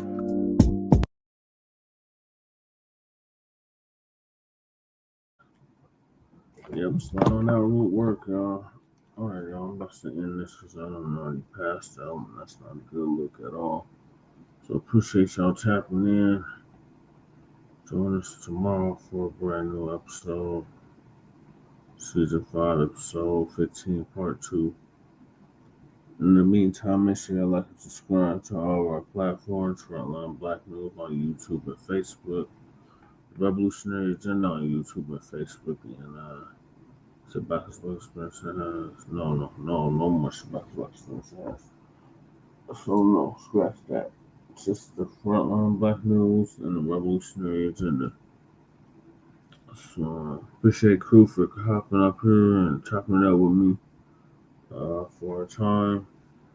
And appreciate everybody that was tapped in listening. I see you 8 viewers. Appreciate y'all. All right. Join us tomorrow for part 2. Peace. And Black Empowerment. So peace, love, light, reparations, and separations, and Black Empowerment. Chan Crewman signing out from the Mile High Income and Legal Mile Flooded City, soon to be deported city. Peace.